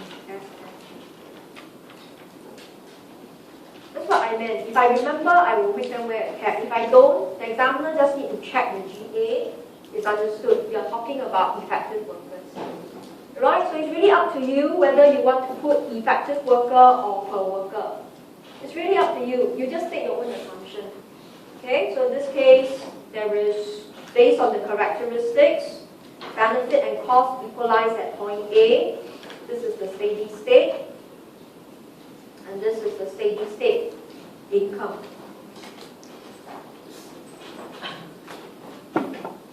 Okay? Since it is conditional convergence between economies, then of course the poor country is here. But this is what the question is asking you. You started at Y0. Okay, so I'll branch it down to show you. You have a low output per effective worker. That's your initial low income. But you want to reach steady state. Right? So you need to reach K star 1. Your K must increase. And it's possible because the firms compare benefit and cost. There's an inertial. The benefit will drive up K to go up. Y will increase. So the growth rate change in Y over Y is positive. So therefore, you could see, bringing the two terms together, you have a low Y0 but a high growth rate or a positive growth rate. You have a negative relationship. The question is not difficult. He painted a long story to frighten you and you keep thinking, gosh, what on earth is happening? Right? You keep thinking you wanted your favorite question. But it's still your favorite question actually, just that instead of looking at how to reach, the question is asking you initial Y0 versus the final outcome. In the process, output is increasing, but actually it's slower and slower. But the growth rate is definitely positive. Okay, so that was for the poor country. Then you do it for the rich country. A1, okay, the rich country. So this one was the poor country. You started, if you want to, go. Okay, you started at a higher Y2, right? Your output per worker or per effective worker was higher. Okay, but because of the gap between benefit and cost, your K must drop to reach K star. Because your K drops, your output will drop. So your change in Y over Y is negative. So again, look at the relationship between your initial output per worker versus the growth per worker. Again, negative relationship. That's the answer. It's not highly difficult. But you just want to mention output growth is positive, but NPK is falling, so it slows down.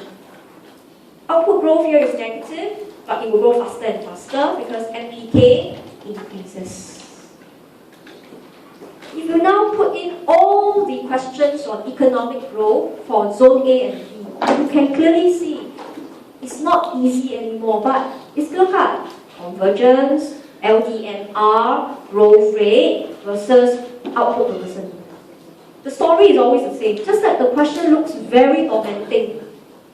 But if you know this is going to be your best cup of tea, better serve it well. Right? Don't make a mess out of it. Show that you deserve it. Just like giving you 3 questions out of 10, you will know it's not going to be easy. It won't be so kind to you. Always treat the paper as difficult, it's tricky, and the examiner is the devil. You will out to kill him. Right? Rather keep thinking, oh, the paper's so easy, my luck is on my side. I never believe in that. If luck is on your side, you better work harder. And that is why after the exam, I like my students to text me, Miss Claire, the paper is very difficult. I like to hear that, no? Because it means passing rate is better. If people text me and say, oh, I can do all the questions and I don't know what to choose, I get very worried. Correct or not? So rather hope the paper is difficult, go for the best of it. Demonstrate your skills. You will shine. Then an easy paper and your mistakes are ever glaring. Don't do that. So these are primarily the section A paper discussion. Okay, I'll quickly just do one more, which is still on economic growth. Okay, section B, just to highlight some key pointers when you revise the paper. So of course, section B, you have to try out the questions yourself. I didn't type out the outline, so you may have to copy a bit. Section B, zone A and B. Okay, so let me just check. You may have the question paper with you.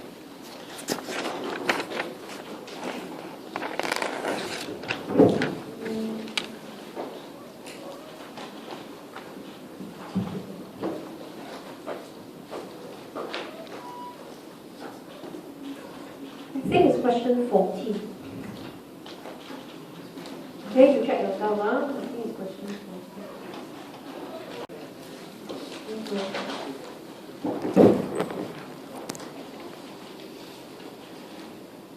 Actually, it doesn't matter. I can just go back and check the question.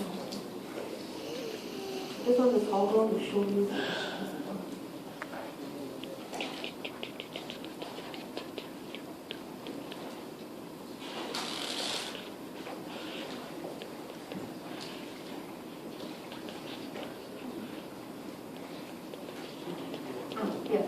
Okay, so this was the question.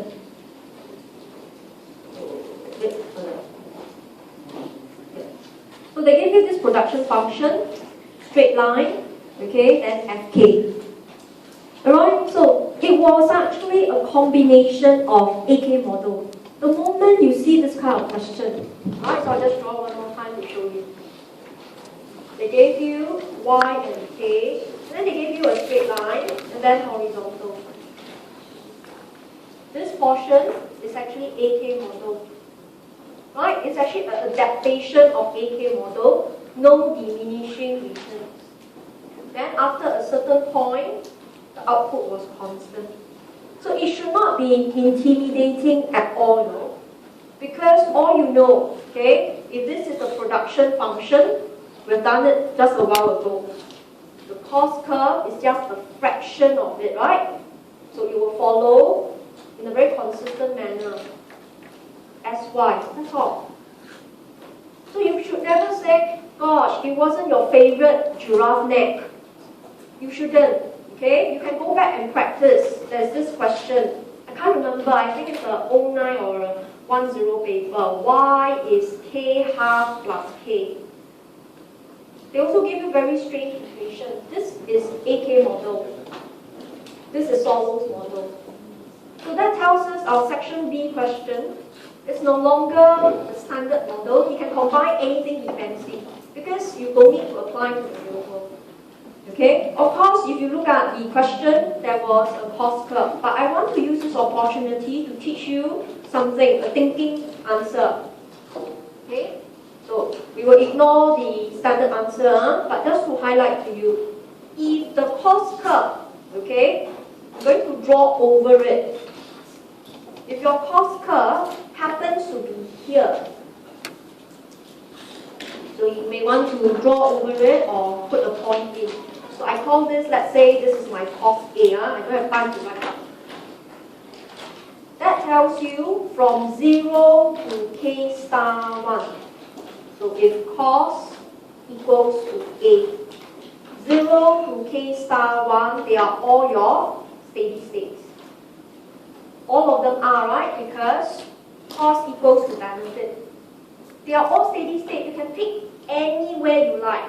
Because Solo's model says benefit, SY, is equals to cost. Or you call it actual investment is break-even investment. But where will you choose? Right? Although they are all steady states, but the country would choose K star 1. Why is that so? Because along this range, output here is the largest. Right? You will get the highest one, which is your Y star 1. So if the question do repeat, or in the exam they give you part of the AK model, you have to think very coherently. The standard AK model says no steady state. It's because the two lines don't intersect. Now the lines intersect, right? But you have a range. But what is economic model all about? Growth model is about output. You will pick K star 1. You will not pick somewhere on the left. Because if you pick, the output is lower. Okay? However, what if now, draw in a different color, you can. Your cost curve is lower. Now, if your cost curve is at point B, okay, so let's say in this case, over time, probably your population rate goes down, your depreciation rate goes down. So now, if cost equals to B, initially your cost was A. Over time, the cost dropped.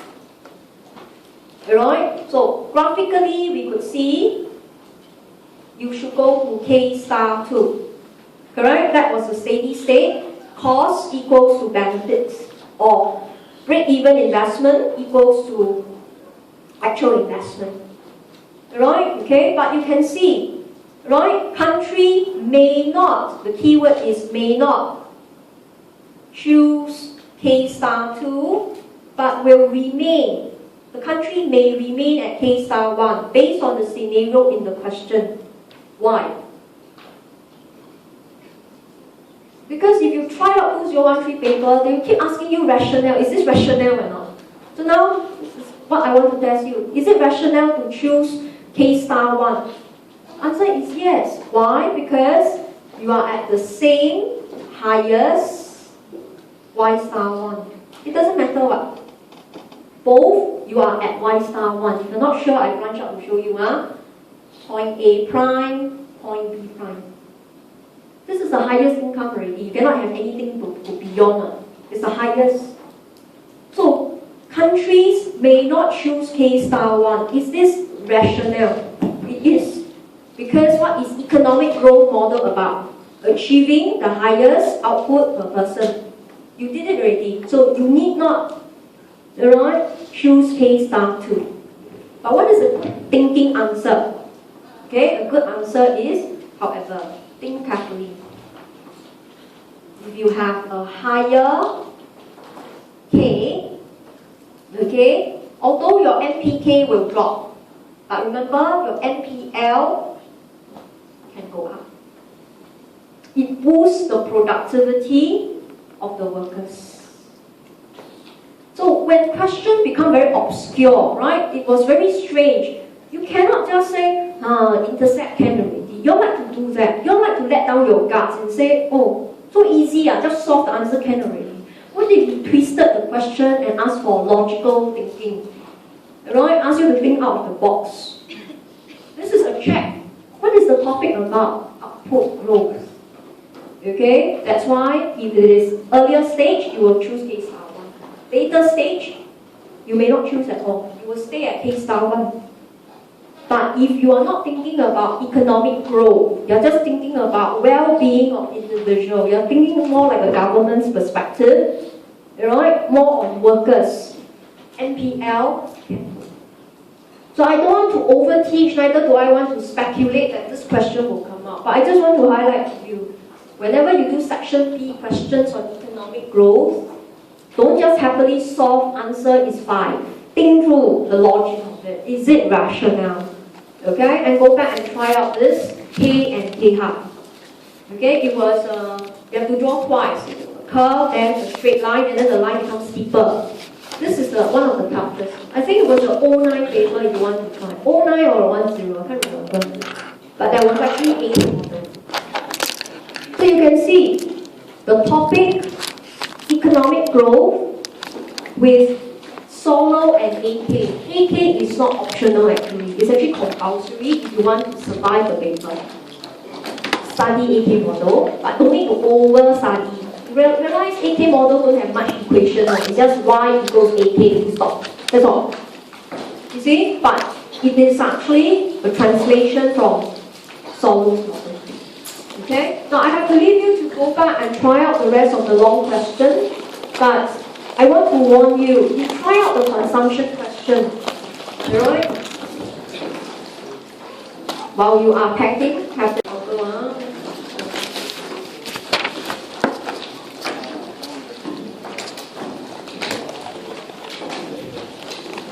okay, since you are there, this is to show you. Examiner likes to draw this kind. If you are not competent, the money demand is actually flattened already.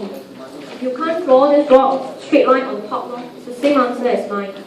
Okay, so examiner likes to draw this. Sometimes you get very disheartened. You go like, gosh, how come don't have line one? Actually, there's one here. Right, so choose whatever that is appropriate for you. And the AD curve, how is called the AD curve? There. So a lot of times students ask me, how come got this portion of AD curve? How come I cannot draw vertical throughout? I've explained to you. Right? Because when prices are above a certain level, economy is healthy. You will have the normal AD curve. Okay, I just want to make mention the consumption question.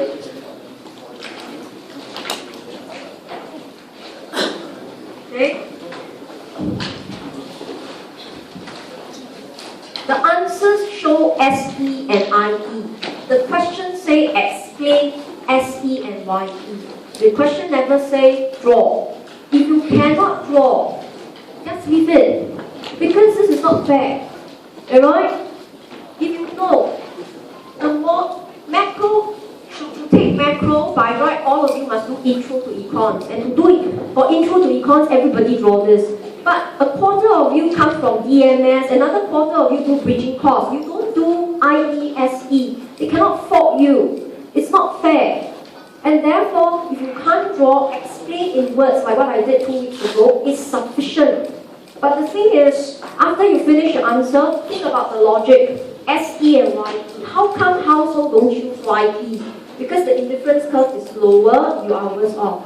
So I just want to show you, long answers is very detailed, but it's very scary because it goes off tangent. Sometimes you explain a lot more. If you can do it, it's to your advantage. If you can't, you can do without the diagram, but the analysis and outcome is almost the same. It's good enough. You have to pitch yourself.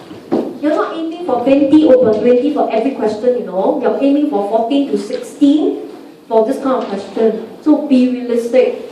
So that's why I think you should stop reading. Use it more for referencing. Finish your own answer, then you compare and see where you align properly. Don't read already, then start doing. You get very upset, you lose your confidence. Okay? So that's all we have for you today. Alright, finish off the last step on your race. Last 2 weeks. Once